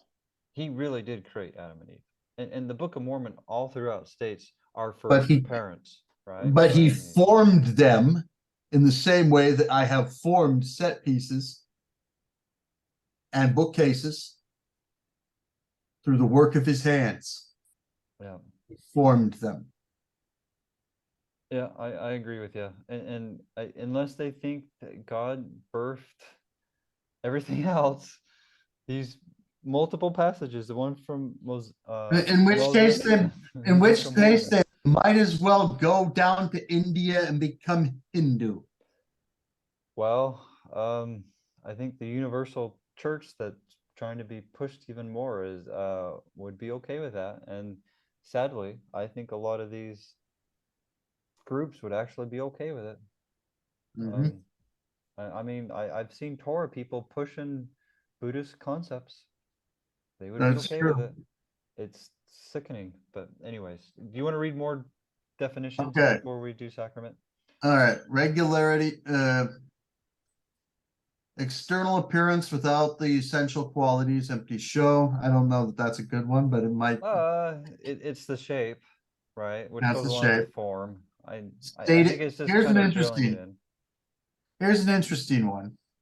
Stated method, established practice, ritual or prescribed mode, as the forms of public worship. Or formed us from the dust. Yes, exactly. Yeah. Ceremony, form ceremony. Which part of that is worshiping Yahweh the way he designates to be worshipped. That's true. That is correct. In fact, I'm just going to drill this in a little bit. The 5 good versions and the 5 bad versions. The big difference, or wise versions, yeah. The big difference is, will they worship Yahweh his way versus their own way? That's right. Anyways. Also, determinate shape. The earth was without form and void. Likeness, image, who being in the form of God. Each of us was created in the form of God. Right. And I know a lot of these universalists will push that, but But it doesn't necessarily the mean form that what they matters say. most is that we have the same character as Yahweh. Yeah. Well, the thing is, but we are in the form of God without having the external appearance without the essential qualities. Correct. And the part that matters at Judgment Day is the qualities. Yep. Um, Whether we have adopted the qualities, because at that point we will have become as God or right, like and God. how, and what does the scripture say about recognizing him? Because you'll be like him. Yeah, and that means we've taken on his qualities. We've taken on his name, his authority, and his quality, which is his authority and qualities. Yeah. Anyways, okay. Want So to keep reading definitions? I think we're good at this point. Yeah. But there may be some, I mean, there may be some to go back to, but I want to break bread at the table of Christ. So do I. So I'm going to pause. Okay. So, unless someone has one in mind, there is one I want to listen to. Okay. I'm trying to think of the best way to find it again. Hey, you still Huh? you're still recording. Yeah, you're still recording, Stephen. Oh, oops, I pushed the wrong button. So, so we don't need that right now. To get us started, so there's a group of us that's been fasting, and I'm going to put Kesley on the spot here because I asked her to share something, and she agreed beforehand. But I do want to. Ben looks funny. I think they're I having know. internet problems. Sorry. I'm enjoying my internet problems. I think they're pretty fun. Sorry. But That should be stricken from the record. our Nazarene Mormon group has been regularly fasting recently, and I'm gonna put Kessler on the spot a little bit. Do you think the fasting has helped you see what you're going to present on? Yeah, I do. I do think that that's been a part of it, and just regular prayer, just really praying hard before I read the scriptures each time, and just having things explained to me about the law, and then rereading with new eyes. I feel like I'm gaining a lot more out of the Book of Mormon than I ever did before. So you have eyes to see now. Mm-hmm. Yeah. So I with feel that way. the time's yours. Okay, well, I'd read through a lot of Second Nephi this week, and in fact, I read a few more chapters since I talked to you last about it, and found even more verses that I thought were really applicable. But the one that hit me hard when I first saw it was in Second Nephi 2 and verse 13. So, Second Nephi 2, chapter 2, right? Chapter 2, yeah. Okay. Verse 13. Okay. You want me to read it? Yeah. Unless you want to have me, I'm happy to read it for you if you want. Sure, go ahead. I'll let you read it, and then I'll. If you shall say there is no law, you shall say there is no sin. If you shall say there is no sin, you shall also say there is no righteousness. And if there be no righteousness, there be no happiness. And if there be no righteousness, there's a lot of nisses, sorry, nor happiness, speaking of nisses, there shall be no punishment nor misery. And if these things are not, there is no Elohim. And if there is no Elohim, we are not. Therefore, neither the earth, for there could have been no creation of things, neither to act or nor to be acted upon. Wherefore all things must have vanished away. Yeah. So yeah, as I continue to read, I mean, I think we talked about this a little bit earlier tonight, about how Lehi was teaching his sons the law. And this was as he was passing, right? This chapter. And and yeah, he was teaching his sons, and it's obvious that Jacob and a couple, you know, Nephi caught on to the law, and there was some sons that did not. But and then, you know, it explains later that they kept the law of Moses, but this verse right here explains that there was a law put in place before the law of Moses, because there was not. There would have never even been a beginning. There wouldn't be a God. There wouldn't be a creation of the earth. Right. And I think, and just to interject a little bit, it's important to know as we read through things that there's a difference between Torah and law of Moses. Right. Because here, this is the law that they're talking about here in verse 13 is Torah. Yes. Not the law of Moses. Yes, Torah is every word that proceeds from the mouth of God. Yeah. Yeah, and it just, to me, I just thought, well, people will probably sit here and say, well, Jacob was keeping the law of Moses, so it must be talking about the law of Moses, but there's no way that it could be talking about the law of Moses, right? Because otherwise, yeah, because this is talking about the law that's been laid down from the beginning, and the law of Moses was only given. Right, and to show that Ben's statement is correct, and what Kesley is saying is correct, it's from the creation of things, because this verse even brings out the creation of things, right? Yeah. And the law of Moses, as Book of Mormon and New Testament teaches, came at after Mount Sinai. Yep. Or, you know, right at the same point. But anyways, around that time. Around that time, because they were breaking it before. But anyways, that's another subject. I don't want to sidetrack us on that from Kessler. Yeah. Okay. And then I've done a lot of underlining. I can't remember what all I've read here through all of this, but let me just kind of stop as I see some of my notes and my scriptures. So then chapter 4, I loved chapter 4. I thought that was such a great chapter of his testimony. Yeah. But so the last half is specifically, a lot of people call the Psalms of Nephi, just FYI. Okay. Not so much the first half, but the last half for sure. Okay. But yeah. Your verse. Yeah. I noticed in verse 13 and 14, it said, and it came to pass that not many days after his death, Laman and Lemuel and the sons of Ishmael were angry with me because of the admonitions of the Lord. For I, Nephi, was constrained to speak unto them according to his word, for I had spoken many things unto them, and also my father, before his death, many of which sayings were written upon mine other plates, for a more history part are written upon mine other plates. That stuck out to me because I had written here in my notes that people will always hate you for teaching the law, and that's what was happening right here. Yeah. And if I remember correctly, to go along with this, because this is kind of right just before Nephi's death.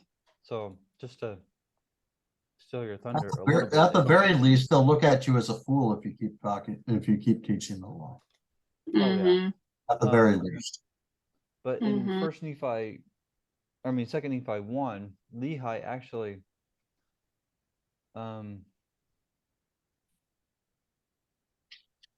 or is it 2? But I'm pretty sure one of these 2 chapters, Lehi actually states that you're blaming Nephi, but Nephi was filled of the Spirit when speaking those things that pricked your heart, that made you mad. It's right here, verse 27, 26 and 27. And ye have murmured because he hath been plain unto you. With plain being the Hebrew idiom for he hath spoken the commandments, he hath spoken Torah. Yeah. You say that he hath used sharpness. You say that he hath been angry with you, but behold, his sharpness was the sharpness of the power of the word of God, Torah, which was in him. And that which ye call anger was the truth, according to that which is in God, which is in Elohim, that he could not restrain, manifesting boldly concerning your iniquities. And it must needs be that the power of Elohim must be with him, even unto his commanding you that ye must obey. But behold, it was not he, but it was the spirit of Yahweh, which was in him, which opened the mouth to utterance, opened his mouth to utterance that he could not shut it. So just to go with what you're saying, along with it's right here in the context of what you're bringing it out from. Nephi was speaking the law, Torah, to them, and that's what made them angry, right? Mm-hmm. Just to Mm-hmm. give you support of what you're saying. Yeah. Yeah. Yeah, but throughout a lot of these chapters, I noticed a lot of things pointing to the law. Let's see. Moving on. I know there was one in I think chapter 8. Yeah. So let me see. Yeah, verses, I started it underlining here in verse 6. I went through 7 and 8. I'll just read the last half of 6 because that's where I underlined, but it said, but my salvation shall be forever and my righteousness shall not be abolished. So hearken unto me, ye that know righteousness, the people in whose heart I have written my law. Fear ye not the reproach of men, neither be ye afraid of their revilings. And then So 8 2 says, Nephi 8:6. yes. Yep. This is I actually start- this is also Isaiah chapter 50. Yeah. Yeah, he's reading, yep, quoting Isaiah here. Mhm.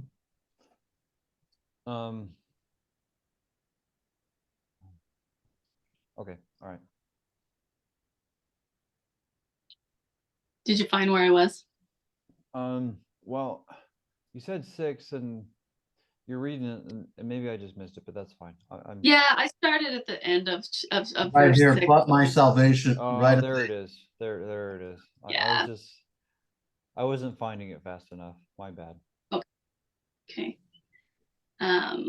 So yeah, but my salvation shall be forever and my righteousness shall not be abolished. So that tells me that I it's- love verse 7. Well, just real quick.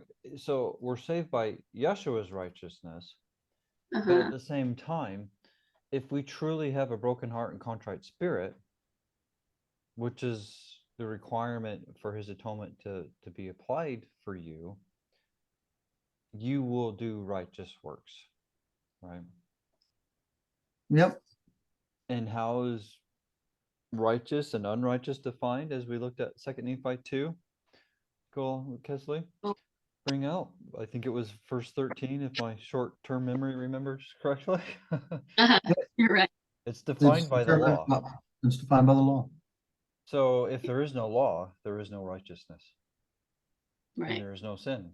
And if there's no sin, why do you need a savior? Because that's one thing I say to a lot of people. If there's no law, there's no sin, and why do you need a savior? But anyways. Right. Yeah, so hearken unto me, ye that know righteousness, the people in whose heart I have written my law. Fear ye not the reproach of men, neither be ye afraid of their revilings. And here he equates, and in verse 8, he equates his law with his righteousness. For the moth shall eat them up like a garment, and the worm shall eat them like wool, but my righteousness shall be forever, and my salvation from generation to generation. So this is just a side note. That's probably the imagery Abinadi was using with King Noah right there. Yep. Huh. Right? Mm-hmm. Mm-hmm. It's also imagery used in the cursings of Deuteronomy for the wicked who will not keep his law. Did they use a garment there? They didn't use garment, but they did use There's something going on in the frame. Pestle, there's a lot of Pest, things. a lot of the play, he uses the plagues. Oh yeah, like the crickets. In fact, Thou shalt eat the fruit of thine own body, and the flesh of thy sons and thy daughters. so on this, I didn't know this was from Deuteronomy 28 at the time, but the first thing that Yahweh put in my heart that got me, that really pushed me to do King Brigham Post Mhm. was the cricket / locusts, Yep, which is in Deuteronomy 28. But anyway, which was a curse in the valley when they Mhm. recently arrived. yeah, which Yahweh applied to the Salt Lake Valley, right? But anyways, that's another subject. I don't want to sidetrack this. Yep. If Kesley sidetracks, that's fine, but not me. Sorry. I'm just pointing out all the verses in these next few chapters that just really were strong at pointing at it. So if you'll turn to chapter 9, verse Okay. 25. Second Nephi. Yeah. Yeah. Okay. Okay. Oh, yeah. Yeah, anyone else can read it if you want. Wherefore he has given a law, and where there is no law given, there is no punishment. And where there is no punishment, there is no condemnation. And where there is no condemnation, the mercies of the Holy One of Israel have claim upon them because of the atonement, for they are delivered by the power of him. So, Well, I'm that's just gonna actually interject a little bit. something against temple work for the dead. Exactly. But more what I was going to say, just kind of going along with the subject or things that we already read. This is where I believe Nephi got his statement from 2nd Nephi 13, right? It's pretty much the exact same thing, just worded slightly different, right? No. Yeah. But Yeah. yes,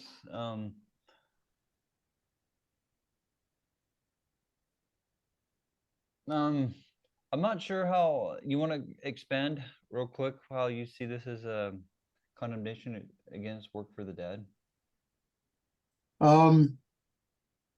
Well, why do we do the work for the dead? So that they could have access to the atonement, right?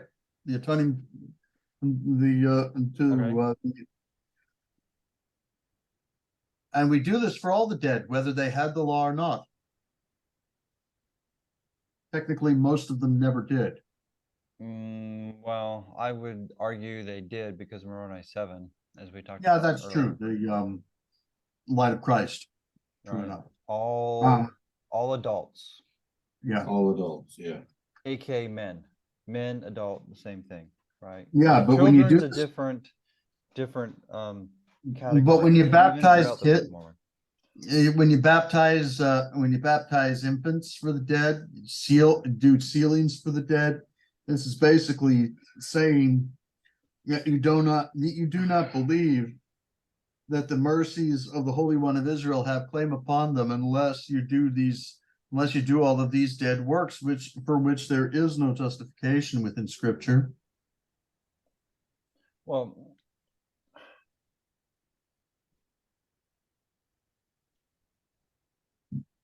so I believe the works for the dead is wrong. Okay, I've written Where there pieces is on that, but where I'm there not is no law seeing it given, from there the verse directly. So where there is no punishment, there is no condemnation. If there's no condemnation, there's no need for an ordinance to help them escape condemnation.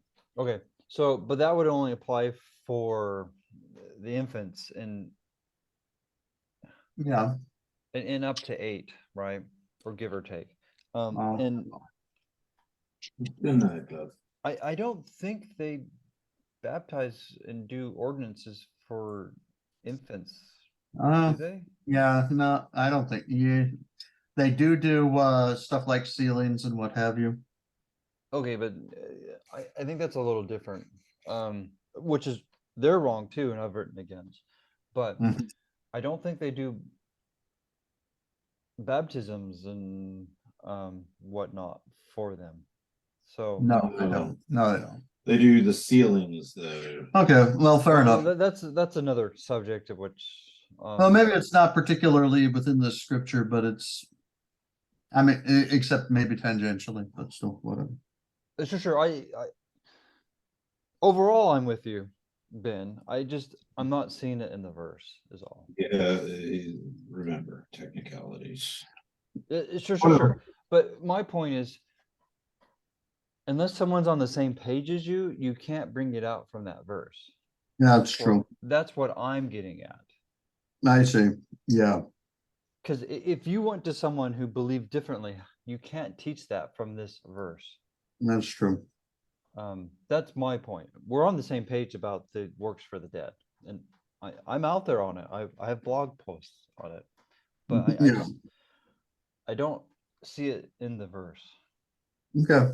No, I mean, yeah, I get. I mean, the thing is I guess my mind is just, I guess it just leapt ahead. It's making connections. There's nothing wrong with making connections. Oh, no, It's no. just- No. I guess my big point is being able to show that to someone who doesn't believe it from the verse. That's my big point, right? Yeah.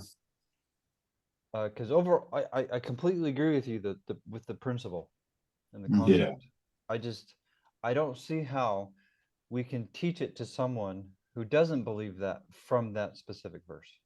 Okay. Basically, what you might want to do then is maybe try and do a scripture tie or something. Find another verse that you could tie this verse to. It does tie very easily back to Moroni chapter 8. But And that's just what I was asking for. Yeah. Because I'm always looking for new verses to Mhm. prove that. I don't see how you could specifically prove that with this one. Sorry. Right. Well,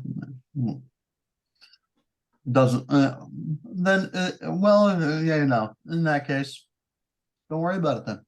Okay. All right. Okay. Sorry. No, if you don't see how it could be done, and clearly I wasn't able to convince you that it could be done, so don't worry about it. Okay. All right. Back to you, Kesley. Then jumping forward again to chapter 11, I thought this verse was so obvious about how the law of Moses and the law of Torah are separate. Okay. So, Which Second one? Nephi chapter 4. Behold, my soul delighteth in proving unto my people the truth of the coming of Christ. For this end hath the law of Moses been given. So there's the reason for the law of Moses. And all things which have been given of God from the beginning of the world unto man are the typifying of him. Right. Because the whole purpose of the law of Moses is to prove of Yeshua's, or to point the Israelites to Yeshua's first coming. That's probably a better way of saying it. Started saying. Yeah. Boy, they missed the completely agree point. with you. They totally missed the point. Because along with that, Torah, I believe it's still valid, does not point to Yeshua's first coming No. in any form or fashion. Sorry, it does. Does Torah point more to his second coming? It points to judgment. Yeah, Torah points to judgment and justification and sanctification. Yes. Right? Mhm. It Judgment, doesn't point to justification. either of his comings. Those who observe it, it is to their justification and sanctification. That's Those true. who do not observe it, it is to their judgment and damnation. Yes. Correct. But either way, it's a judgment. Right. Either way, it's a judgment upon us. Right, either a judgment Well, that then you've what is been the law? What is accepted the purpose? or rejected. Yeah. Well, what is the purpose of the law? Or what is the purpose of law? Mhm. To tell us It what is- is sin. It is to judge. Yeah, but that's Ultimately, in the end, it is to judge. okay. Yeah, I can Yeah, see yeah, it. I yeah, can yeah. see how verse 4 clearly delineates between law of Moses and Torah. Because here it says here, and for this end hath the law of Moses been given. And then clear break, and all things which have been given of God from the beginning of the world unto man are typifying of him. Right. And if we get time at the end, I want to show you one that that was given to me the other day. But coming of Christ, that's referring to the first coming. Mm-hmm. And this is the end of the law of Moses, right? Mhm. This is Yeah. proving. Oh, and that's a real like flag. This end and end is purpose. In this case, right. end is purpose hath the law of Moses been given. Yeah, and To make it so they think, can recognize the first coming. yeah, Which no, it's purpose. It's purpose, and I think there's a double meaning there. I think there's a double meaning there. I'm going to sidetrack us a little bit, if that's okay with Kesley. Yep. Good. So, there's the Second Nephi 11:4, Right. right there. But, I went to go make sure I had that one because I want to collect these ones. But anyways, I don't know why that went. I'm still learning things about Zoom. But anyways, Alma 34 to go along with this. Yeah. But this is to give emphasis what Kesley just stated. Okay, so this is not a sidetrack. This is emphasis, and I'll just read the last part. And so when John the Baptist said, "Behold the Lamb of God," he was not talking about the Passover lamb. He was talking about the law of Moses lamb, the daily performances and ordinances. And I'll just read this last part, unless we want to read the fulfillment of Daniel 9. Correct. Well, the pinnacle of Daniel 9. The pinnacle of Daniel. Not all of Daniel 9, the pinnacle. But every whit pointing to that great last sacrifice. And the great last sacrifice will be the Son of Elohim, yea, infinite and eternal. This is emphasizing what Kesley's bringing out from his verse in 2 Nephi 11. The law of Moses is typifying of Yeshua's atonement. The Lamb of God. So the sin, there is actually a real sin in saying that salvation comes by the law of Moses, because it's saying that the type is the real thing. Yeah.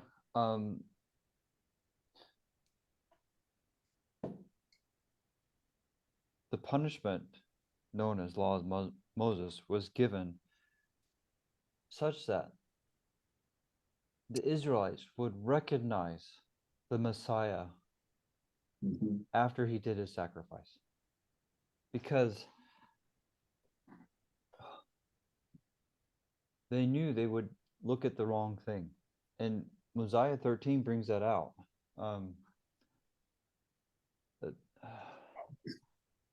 That they think the law of Moses was going to save them. The animal sacrifices. 12 or 13 brings it out. I think it's 13.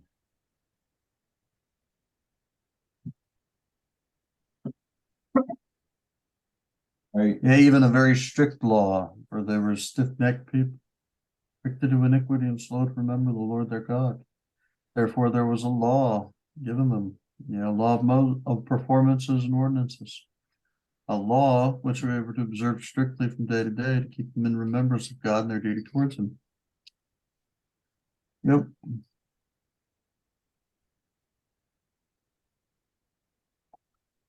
Okay, here, I think this. But They did not understand the law of Moses, the types of things to come, and this because of the hardness of their hearts, for they understood not that they could not any man be saved except it was through the redemption of Elohim.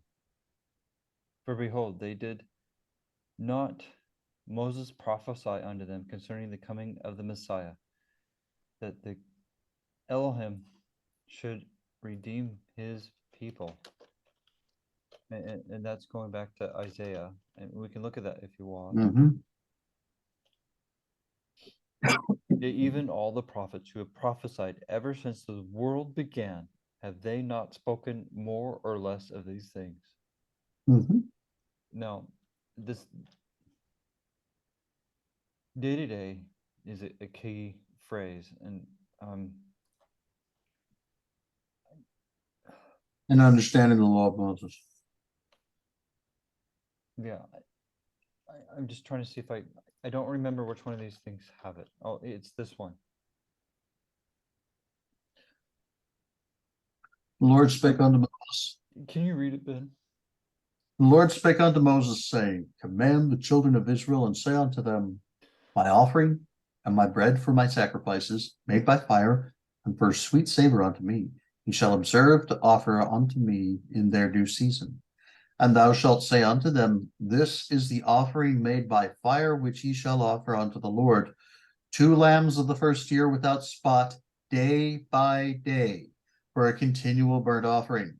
And the one lamb shalt thou offer in the morning, and the other lamb shalt thou offer at even. And 1/10 part of an ephah of flour for a meat offering, mingled with the 4th part of an hin of beaten oil.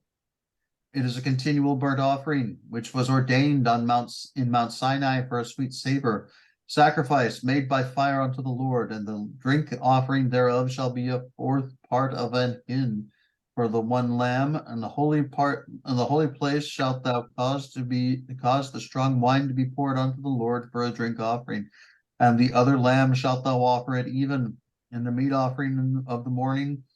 And as the meat offering of the morning, and as the drink offering thereof, thou shalt offer it a sacrifice made by fire of a sweet savor unto the Lord.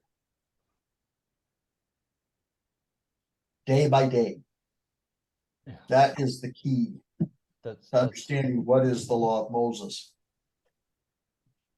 in fact. As you can see, I keep improving these things. Well, that kind of basically shoots in the foot this whole idea of daily repentance. Well, Joseph Smith does that. Well, no, I'm just saying, if the law of Moses was nailed to the cross, the performance of daily repentance has been nailed to the cross. Well, it never was part of the system. Right. I'll go even further than what you're stating. In fact, I'm going to quote Joseph Smith on that. If I can spell, sorry, I lost my composure. You're good, man. So, actually, one thing before Yeshua did a drink offering at the cross. I'll leave it at that because Yes, he did. so much to say on that subject, and I'm not ready to get divulged in it to the depth that I want to yet. Mhm. Wow. Okay, sorry, repentance.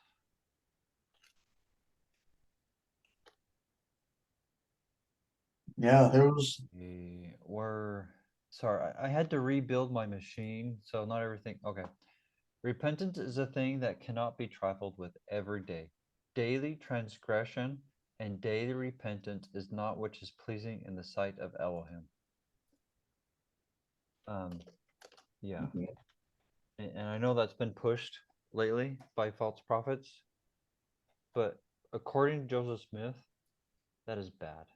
And the reason it's bad is because you're continually sinning, aka not repenting. Mm-hmm. You're just trying to be a little bit better. Every single day. Yeah. Remember, God thinks you're special.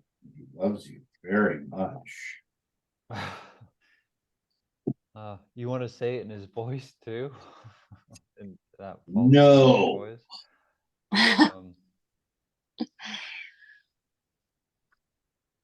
God hates sinners. I know. Yeah, this idea of the all That's the loving, all scriptures. accepting God, you will not find it anywhere in scripture. You won't. You're being misled. Mhm. Trust And the when, scriptures. and maybe when God says that he visits the sins of the parents upon the heads of the children down to the third and fourth generation, maybe he means what he says.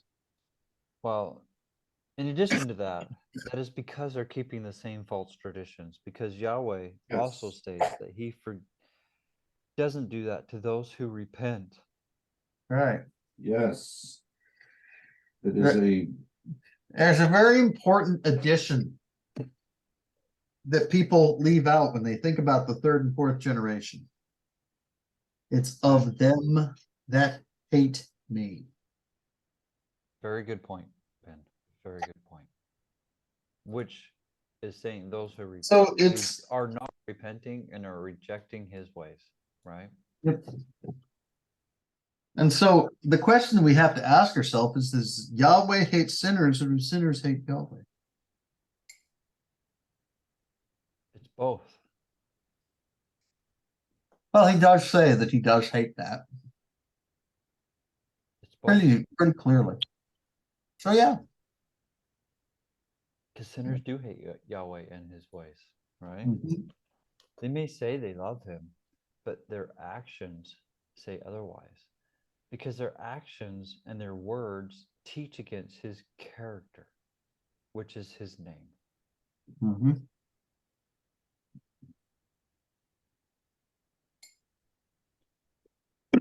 Okay, let's go back to Kesley. Sorry, Kesley, for sidetracking us a little bit. That's but okay. I felt like it And was important. yeah. I just have two more verses to bring out, I think. So jumping over to chapter 12. So correct me if I'm wrong on any of my on any of my understandings here, but now he's quoting Isaiah again here, and Isaiah sees the last days, right, in this chapter. And so he says here in verse 3, so 2 Nephi 12, verse 3, says, and many people shall go and say, come ye, and let us go up to the mountain of the Lord, to the house of the God of Jacob, and he will teach us of his ways, and we will walk in his paths. For out of Zion shall go forth the law and the word of the Lord from Jerusalem. So my understanding of that verse, I felt like it was saying that the law will be practiced in Zion, right? Is that Right, and I'll say it in another term, Torah. What Yeah. was given on the top of the mountain? Torah? Torah. And now it's And also important also, as we when this revelation was given, when Isaiah gave this, what is the only thing that would come to people's mind when he said law? In fact, actually, the mountain. I bet you if we go look at this, and I'm going to do that right now to go along with what Kessler's main point is. It's I bet you the literal translation that behind that Hebrew word is Torah. I am pretty confident from my Are we other talking studies. about mountain or law? Law. Law. Okay. Yeah. The But can't literal translation or the literal word behind that is going to be Torah. Let's go test me. I'm doing this live. It's just from my previous experience on this. That's going to be Torah. If I could, sorry, if I could have the order of the books Isaiah correct. chapter 2, verse 3.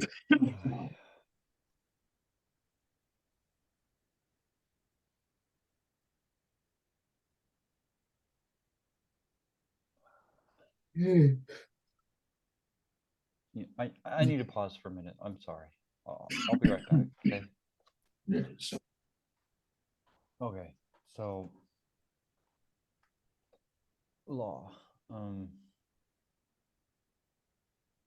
I good? Yeah. For the law will go forth from Zion. Torah. Like I Yep, that's exactly it. It's Torah. Torah. Well, Torah is the law of Zion. According to Isaiah and the Book of Mormon, the law of Zion is Torah. The literal word behind that translation is Torah. And what about what's the literal wording behind the word of the Lord? That next section. The law will go forth from Zion and the word of the Lord from Jerusalem. So there's two. So let's go interlinear on that one. Mhm. 'Cause that's two words. Yep.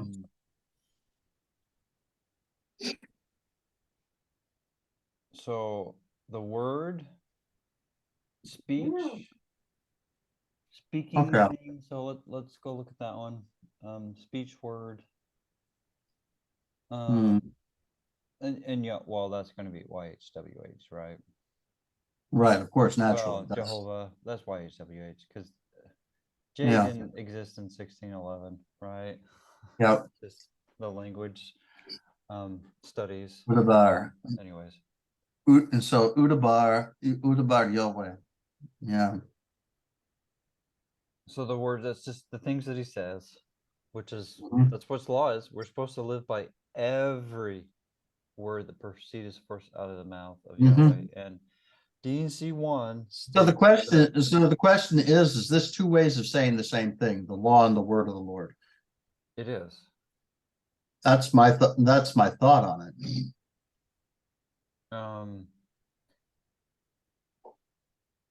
So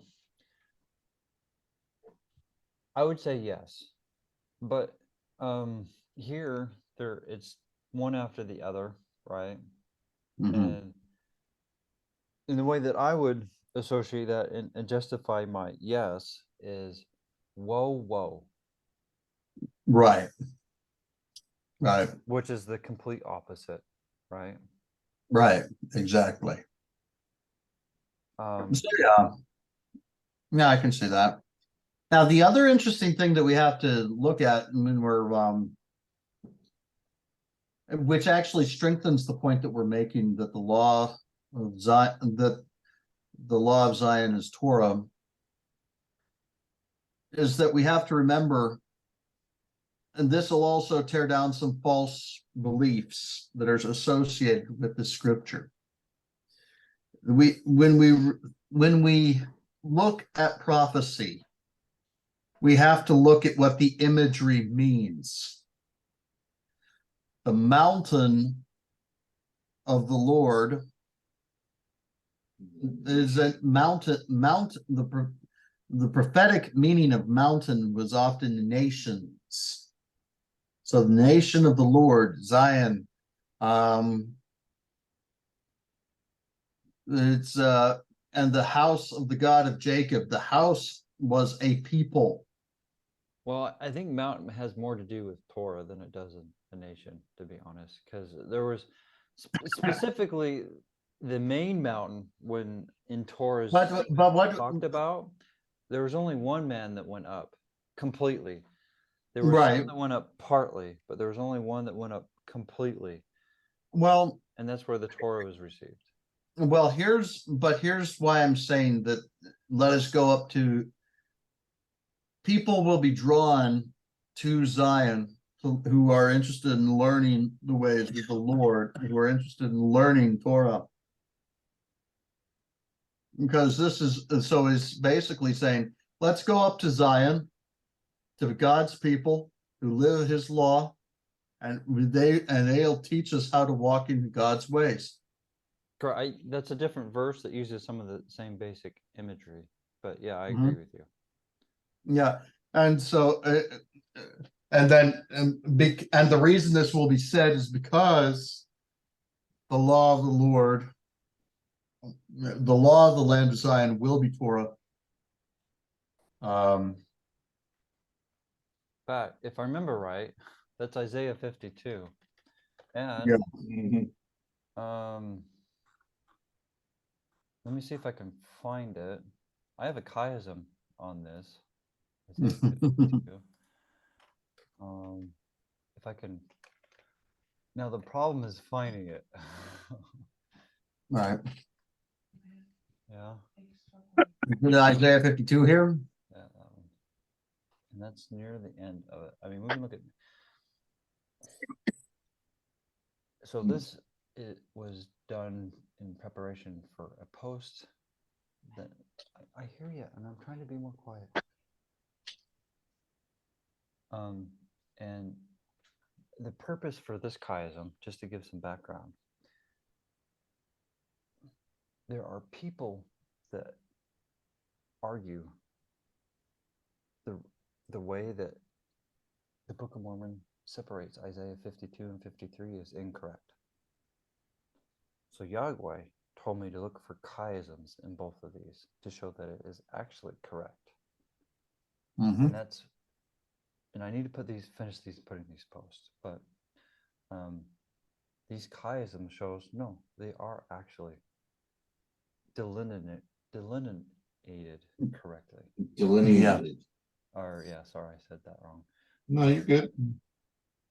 But at the end of this, which is the main reason I'm bringing it up here, but I'm just giving this little background why I made this chiasm. We can look at it if you want, but the main point is he brings them, and this is about the mighty and strong one, right? Yep. He brings them to the law, the mountains. And behold, Yep. my servant shall deal prudently. He shall exalt and extol and be very high. As many, You know, it's interesting that when Abraham gave Lot his choice of the land, he chose the valley, and Abraham therefore chose the mountains. That's a good point. I hadn't thought about that. Thank you. That's true. And Lot wasn't as diligent, right? No, it was not. He kind of started. He was there, but not completely, right? Yeah. So that's a good point. He did choose the valley instead of the mountain. Well, because he saw that it was flourishing. It was going to be easier. Well, I think it was. I would state it a little differently. He chose money. Yes. Over Yahweh, right? He saw the easiness and the quote unquote prosperity gospel over the real gospel, right? Yep. That's what his focus was on. Yeah. And I mean, the angels came and saved him, though, right? And so, but at the same time, he still hadn't quite completely figured it out. Just like it did the second coming, there will be those who haven't quite figured it out completely who will be saved, right? I tell you, I love Isaiah 52. I've just been reading these words. I'll send you this. This is I need to do a post with just this, but what's holding me back is I need to do some of the notes that goes on to the purposes why I did it, and I'm busy on some other things. So I'll send it to you. This is one of those things that really speaks to me. Depart ye, go ye out from thence, touch no unclean thing. Go ye out of the midst of her, be ye clean, that bear the vessels of the Lord.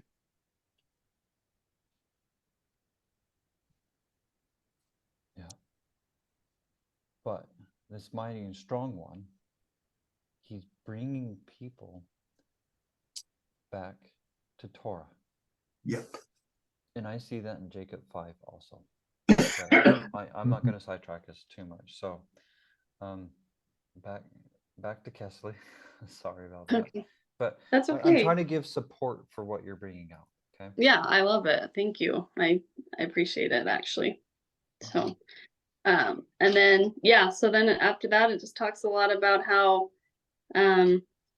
most people are in apostasy and they're not following Torah. Right. And then just in chapter 15, just says that in verse 24, oh, oops, I'm on 16. yeah, Second second Nephi. Nephi Sorry. 60. 15. Oh, 15? 15. Yep. It's right there. Therefore, as the fire devoureth the stubble, and the flame consumeth the chaff, their root shall be rottenness, and their blossom shall go up as dust, because they have cast away the law of the Lord of hosts, and despised the word of the Holy One of Israel. Right. And this is this has similar imagery with the second coming, right? Yeah. The wicked shall be burned. But here's, yeah, that's some real, those are some really nice verses you found there in the Book of Mormon. Thanks for bringing that to our attention. That was Yeah. beautiful. Yeah, Oh. that's as far as I got this week, but I was excited because first of all, I've never really understood the Isaiah chapters in the Book of Mormon. And second of all, it was exciting being able to see it with new eyes, be able to see that that's exactly what this is pointing out. The Lord showed me something in Isaiah too. Okay. You want to share real quick? Oh yeah, sure. Okay. We'll start in Isaiah chapter 1. Okay, let me get there. And we'll start in verse 13.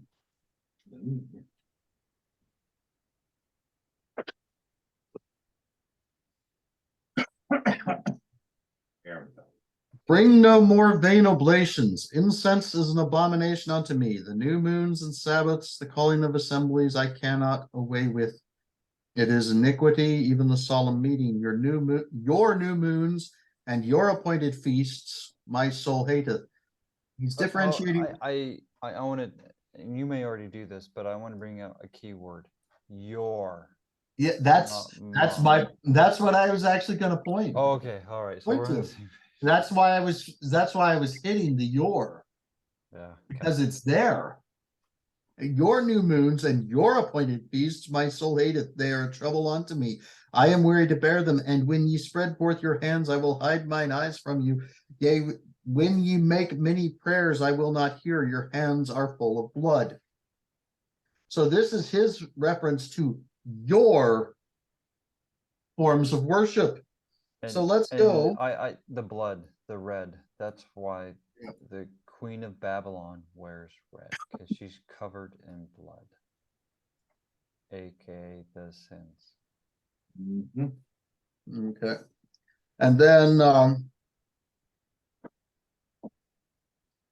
you go back to the last chapter of Isaiah, 66. Oh, well, yeah, new moons. Verses 22 through 24. For as the new heavens and the new earth, which I will make, shall remain before me, saith the I'm Lord. going to say that you should say this differently. Renewed. Yes. Yes. For as the renewed heavens and earth and the renewed earth, which I will make, shall remain before me, saith the Lord, so shall your seed and your name remain, and it shall come to pass that from one new moon to another, and from one Sabbath to another, shall all flesh come to worship before me, saith the Lord, and they shall go forth. So this is the Lord's worship. Yeah. So in here, The condemnation comes upon us because we worship as we please, not as the Lord wants. Right. And Isaiah 66 is about the Millennial reign. Millennial reign. And so we are to worship and not work on new moon days. So yeah, so what are some differences between our new moon days and the Lord's new moon day? Well, hopefully The ours, world's, as in the four of us, is the as same. it no ours But in terms of ours the is world.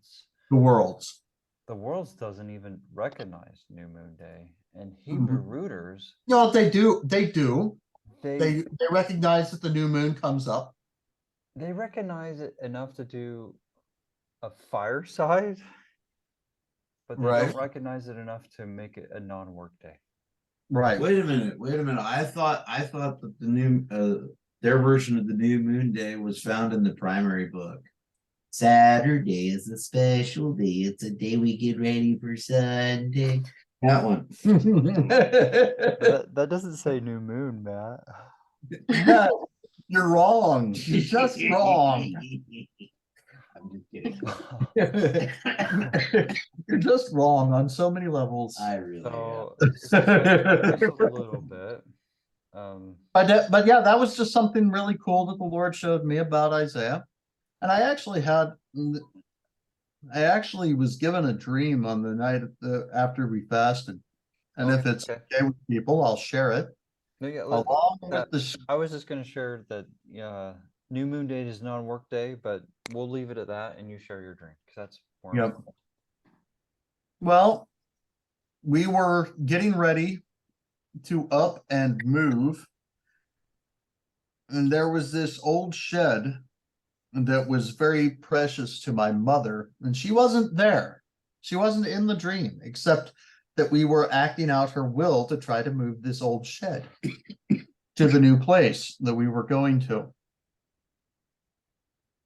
And as we were basically just going to pull it down, put all the walls and roof pieces together, lash them together, and put them in a truck, move them that way. And as I'm trying to unscrew the front, unscrew one of the walls from the rest of it, it's like the shed just is crumbling. It's rotting from the inside out. The wood is just rotting out and it's falling apart. I pull the wall off and it folds. So I think from the inside out is a key Yep. thing there, right? And it folds and just disintegrates in my hands. And as I go to put the screws down on what I think is solid wood, the wood just falls apart. And I heard the words of scripture, neither can a man put new wine in old bottles. Wineskins, but yeah. Yeah, in old wineskins. And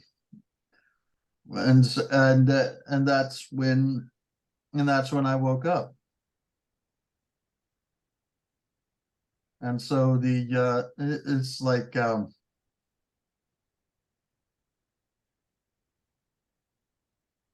my parents gave everything for the church. The LDS church The LDS church. to specify, but yeah. Yeah. And we were getting ready to go on a trip. And I believe that trip was to Zion. And Mom wanted me to take that old shed that she valued so much to Zion with us.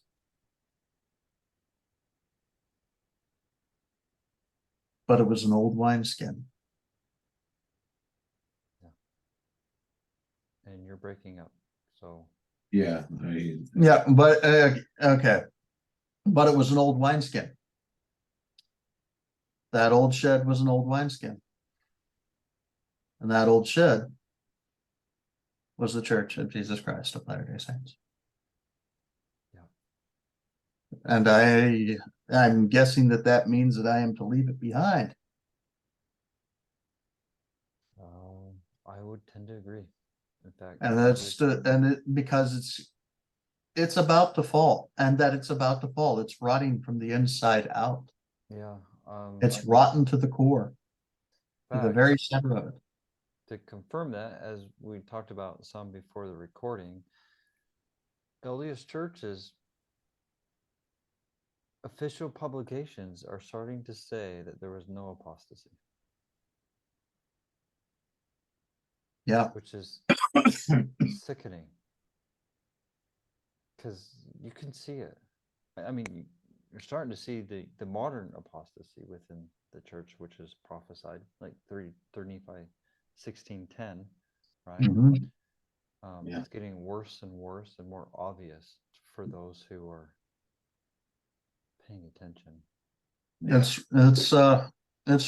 so I do believe that was I do believe that was the correct interpretation. That's the interpretation that I received, I believe, from the Spirit. The Is the Spirit. LDS church, sorry, No, that's fine. Go ahead. is the LDS church saying that because they're trying to cover for the Catholic Church? Yeah. Yes. Yeah. Well, they're They're joining the Catholic Church. Yeah. well, yeah. A year or two ago, Nelson stated that the Pope was like, His I don't remember the Holiness. exact words. Oh, was he called one of the most Pope His holy Holiness. people in the Yeah. world, where Mhm. it's the exact opposite, Mhm. right? Nelson's been accelerating the modern apostasy. Yeah. Yeah, a lot. And RFM, although I disagree with him on a lot of things, but I do like his methodic approach to things. Did a recent podcast on Mormonism Live, bringing out how official printings of the Brighamite Church is stating that there was no apostasy now, which is Which technically makes them no different from, it's interesting. Even the Protestant churches don't own an apostasy of Christianity. yeah, they're anyways, they're going downhill faster and faster. Mhm.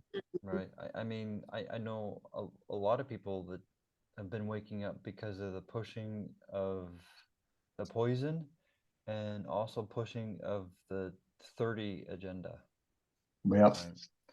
Right. But I mean, they've been pushing it before that, but it's becoming more obvious for some. Yeah. Right. Yeah. So I'm the reason I shared that is simply because to illustrate the fact that fasting brings greater spiritual insight and greater direction for your life from the Lord.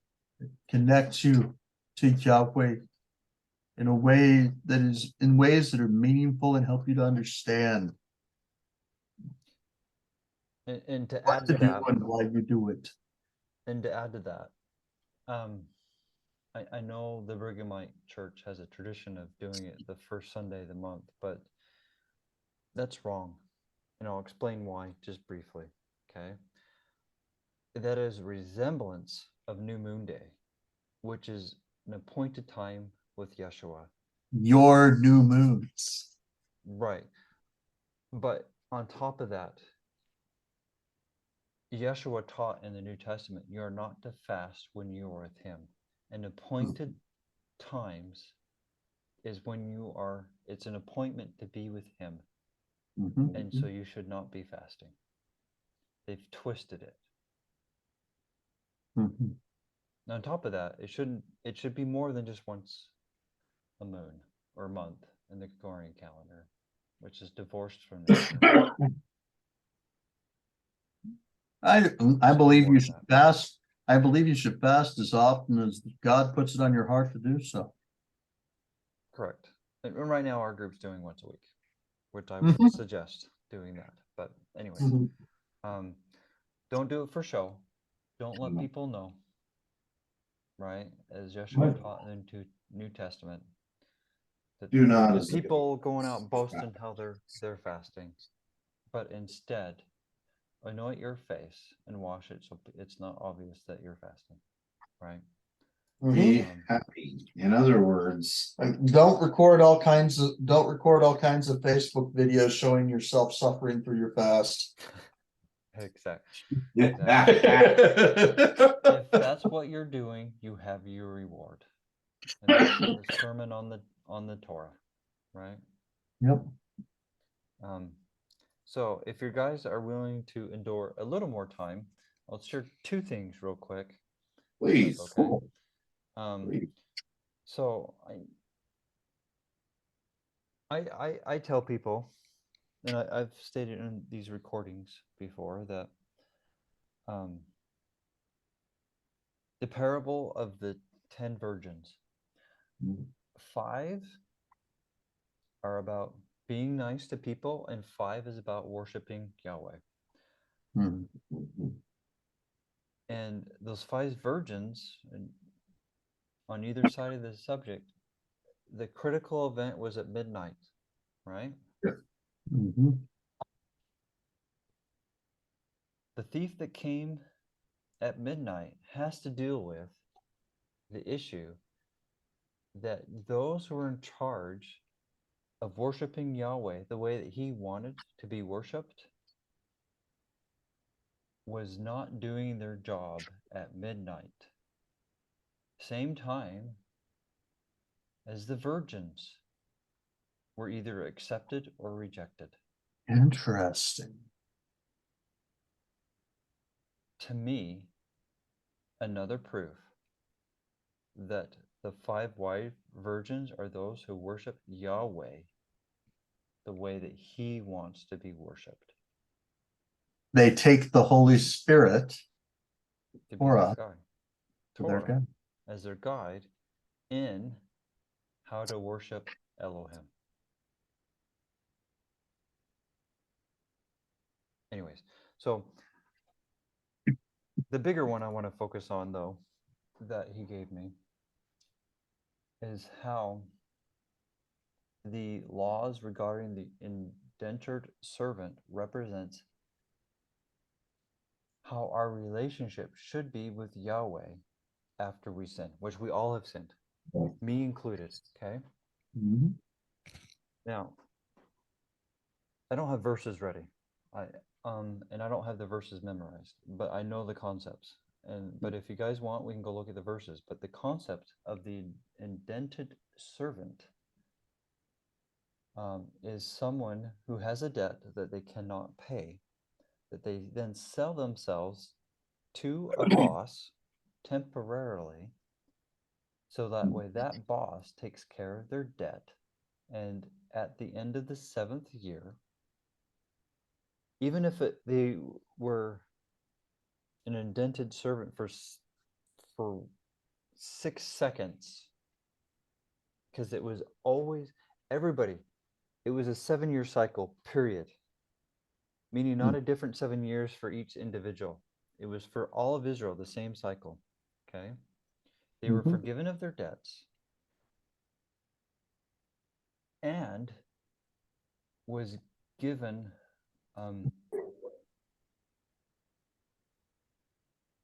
trying to think of a good word, but they were giving property from their master so that they could then go thrive on their own. I don't specifically like the word thrive, but that's what the word that comes to my mind. Okay, they gave them abundance so that the way that they could go take care of themselves, so they didn't have to be a servant again. Okay, that is symbolic of our relationship can and should be with Yeshua after we have sinned, which we all have done. Yes. All have sinned and fallen short of the glory of God. That's really cool. Because who takes care of our debt? Quote unquote, our Christ. debt. Yeshua. Yeshua. All will be freed at the end of the 7th millennium. And guess what? He gives us an abundance also afterwards. Yeah. And in addition, the other He part, gives us all that the Father, he gives us all that the Father hath. right? In addition, those who want to stay the servant, there are some extra rules with that, and their ears get pierced, right? And the reason the ear gets pierced is because they will now only listen to that master. It is his master for eternity.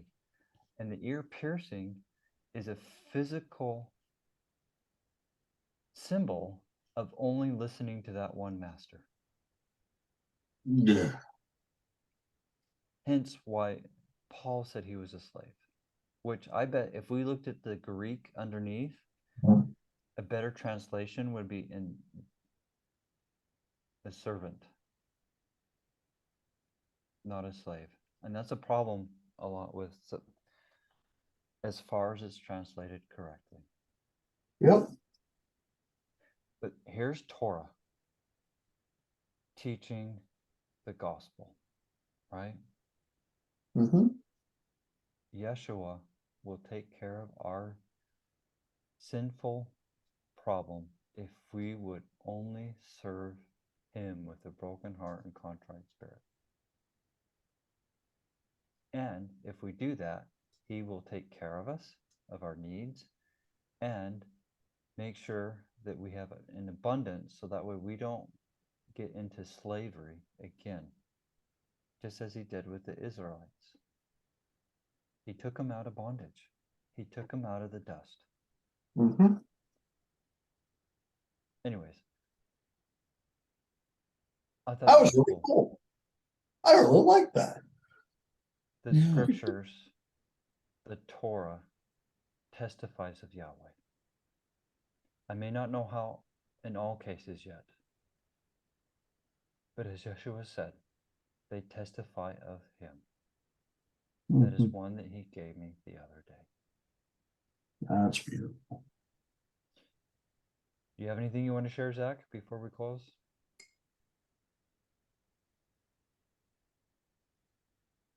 Mm,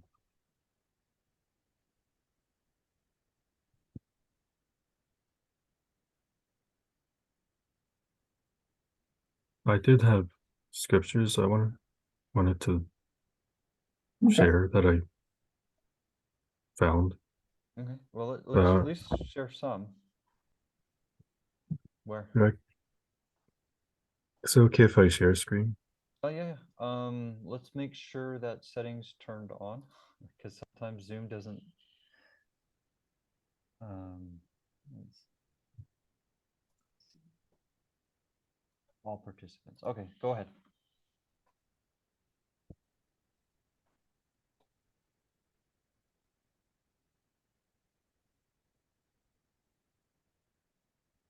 Okay.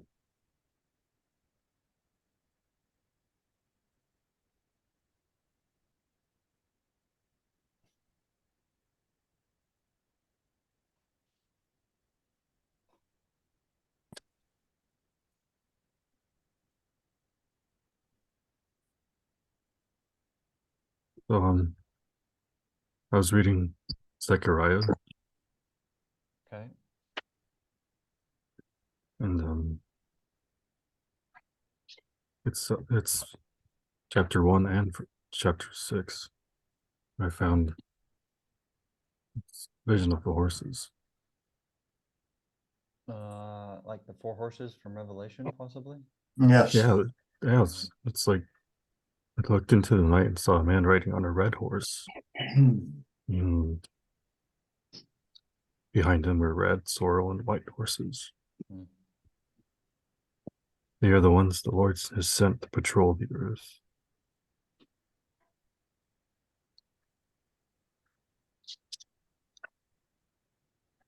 So along with this, just real quick, while you're thinking what you want to say more, I do believe that if we understood the Tanakh / the Old Testament more, we would understand the Book of Revelation more, because the Book of Revelation uses the imagery from the Tanakh heavily. Well, and there's actually several keys in the Book of Revelations to help you understand it, because the Lord actually tells John how to write it. That Yeah. he's to write what he sees. He's to write what the images that he sees are, and then he's to write what happens after the image comes. And just to add to that, 1 Nephi 14:23 states that when the Book of Revelation was written, it was easy to understand. and that's from the Book of Mhm. Mormon, 1 Nephi 14:23, Mhm. because they studied the Tanakh at that day, where today we don't, but back then the early saints did, right? But these are the exact same horses of Revelations Yes. and riders. Yeah, I'm not real familiar off the top of my head with Zechariah 6, so that's why I asked. But anyways, Yeah, I would agree. Zechariah the 6. It's the same 4 horses. Yeah, red, black, white, and dappled. According to that. And then I have Revelation 6 opened up. Oh, okay. You're a little prepared for us then, huh? A little bit.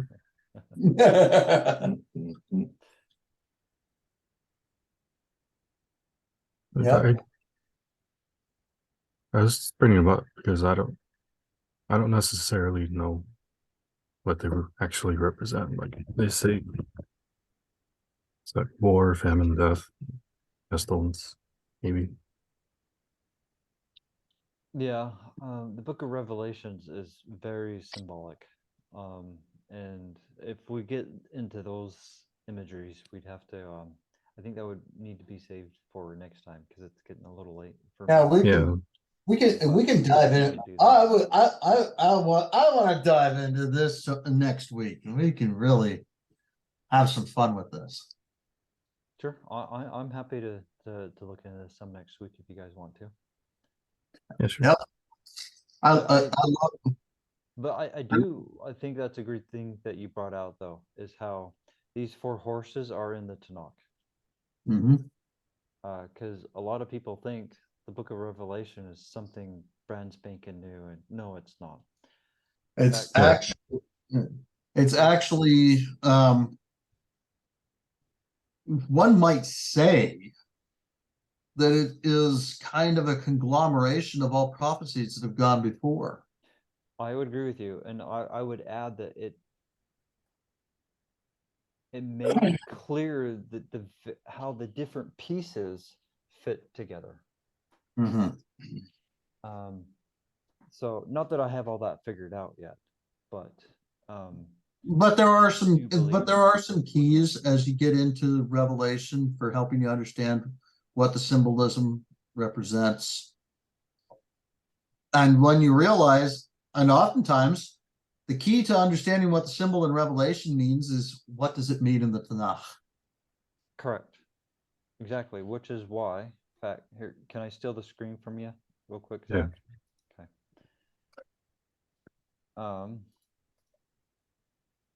Let's just go look at the verse that I was alluding to. The Book of Revelation was easy to understand to everyone when it was written. And that's just my little summary of this verse, okay? Wherefore, the things which he, John the Revelator,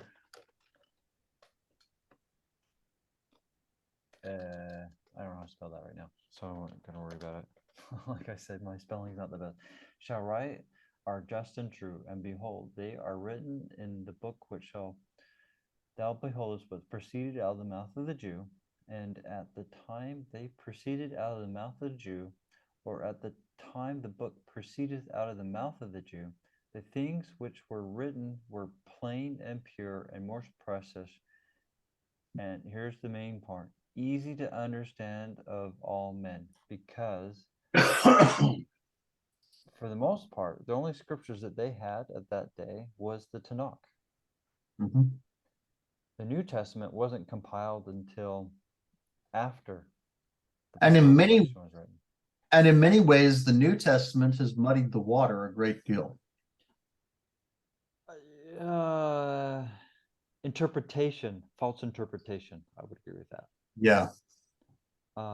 Because of people's hard hearts. Yeah. And their desire to say, I can do whatever I want. The law's been nailed to the cross. But it was not Torah that was nailed to the cross. It was the law of Moses that was nailed to the cross. Mhm.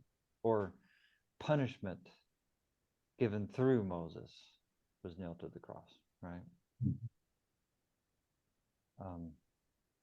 But yeah, we it's late enough. I don't want to get in too much more detail unless you have a few things that you want to share more on that, Zach. I just wanted to get your thoughts on it. Well, I say let's get into that next week, man. Sure, I'm Mhm. happy to next week. I love prophecy Well, because prophecy points us to the Lord. yes. Book of Revelations is not my strong point. I will admit on that right now, though. But I'm happy to look at it and talk about it. Right. Mhm. If I could, I need to learn the buttons, but don't learn my buttons, okay, guys? I think Matt already knows a few of them, and he seems to like to tap dance on Well, we do like to heckle each other, don't we? exactly. But I have learned that Matt likes to heckle, so I do. heckle him back.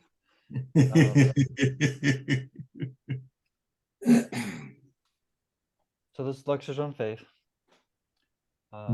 Lecture 2, verse 56. We have now clearly set forth how it is, and how it was, that God became an object of faith for rational beings, and also upon what foundation the testimony was based, which excited the inquiry and diligent search of the ancient saints to seek after and obtain a knowledge of the glory of God. And we have seen that it was human testimony, and human testimony only, that excited this inquiry. In the first instance, in their minds, it was the credence that they gave to the testimony of their fathers. This testimony having aroused their minds to inquire after the knowledge of God, the inquiry frequently terminated, indeed always terminated, when rightly pursued, in the most glorious discoveries and eternal certainty. So 2 things I want to bring out.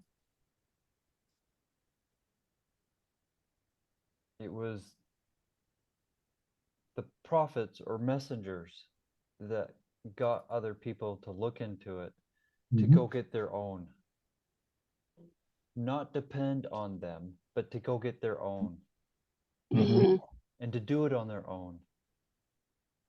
Yeshua stated John the Baptist was the greatest prophet. And John said, I must decrease as he increases, as in Yeshua increases. The prophet's job is to bring people to Yeshua, period. The prophet's job is to obviate their own existence. Yeah. They must decrease. They must decrease because they get it so that the people can do it on their own. Moses had the most correct understanding of what it means to be a prophet. He said, would to God, and he said, would to God that all of God's people were prophets. Right, which is, he stated right after someone saying, these other people are prophesying. That's Joshua. That's Joshua, the son of Nun. Yeah, he was still learning, right? Yep. So we got to realize people go learn and haven't figured everything out yet, but Moses had a little more figured out. Well, maybe more than just a little, but Moses had it figured out more than Joshua, and he's like, everyone should be prophets. And that's what John's statement is. I must decrease as he, Yeshua, must increase, remaining the relationship with them. Mhm. If a prophet makes you dependent upon them, they're not a prophet of Yahweh. They are a wolf. In sheep's clothing. Run. So I'm glad to see that you're doing it on your own. Yes. But Keep it's doing it. human, it is always human testimony that makes us want to look into that relationship with Yahweh. And that Mhm. when rightly, that desire, that inquiry, when rightly pursued, always leads us to the Yeah. most glorious discoveries and eternal certainty. True prophets. It will lead us into the rest of the Lord. Yeah. Especially if pursued on the Sabbath day, because that is the day set aside to enter his rest. Yeah. On his appointed times, Mhm. determined by the sun and the moon. That's right. We should probably close with that. Mhm. So I'm just gonna say this as we're making fun of flat earthers here.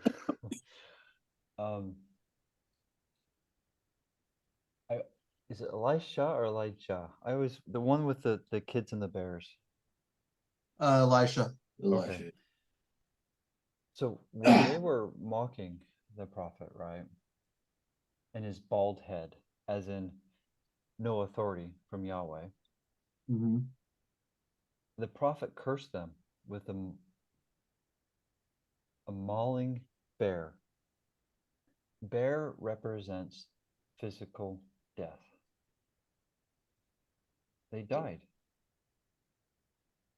And they Mhm. stayed dead to the spiritual death, which is generally a lion. As in, with David, he killed a bear and a lion. He overcame physical and spiritual death because of Yeshua, right? Yep.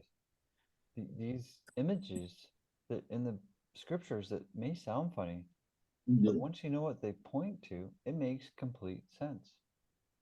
The prophet cursed them with death, and it happened with the symbol that represents death, the bear. In fact, bears hibernate and then come alive. That's resurrection.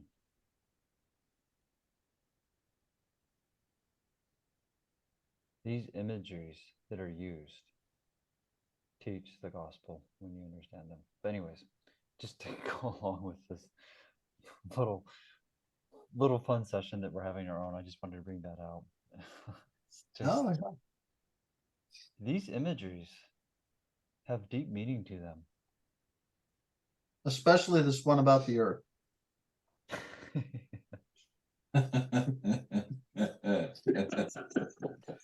One of these is not like the other. I'll just leave it at that. Well, this is awkward.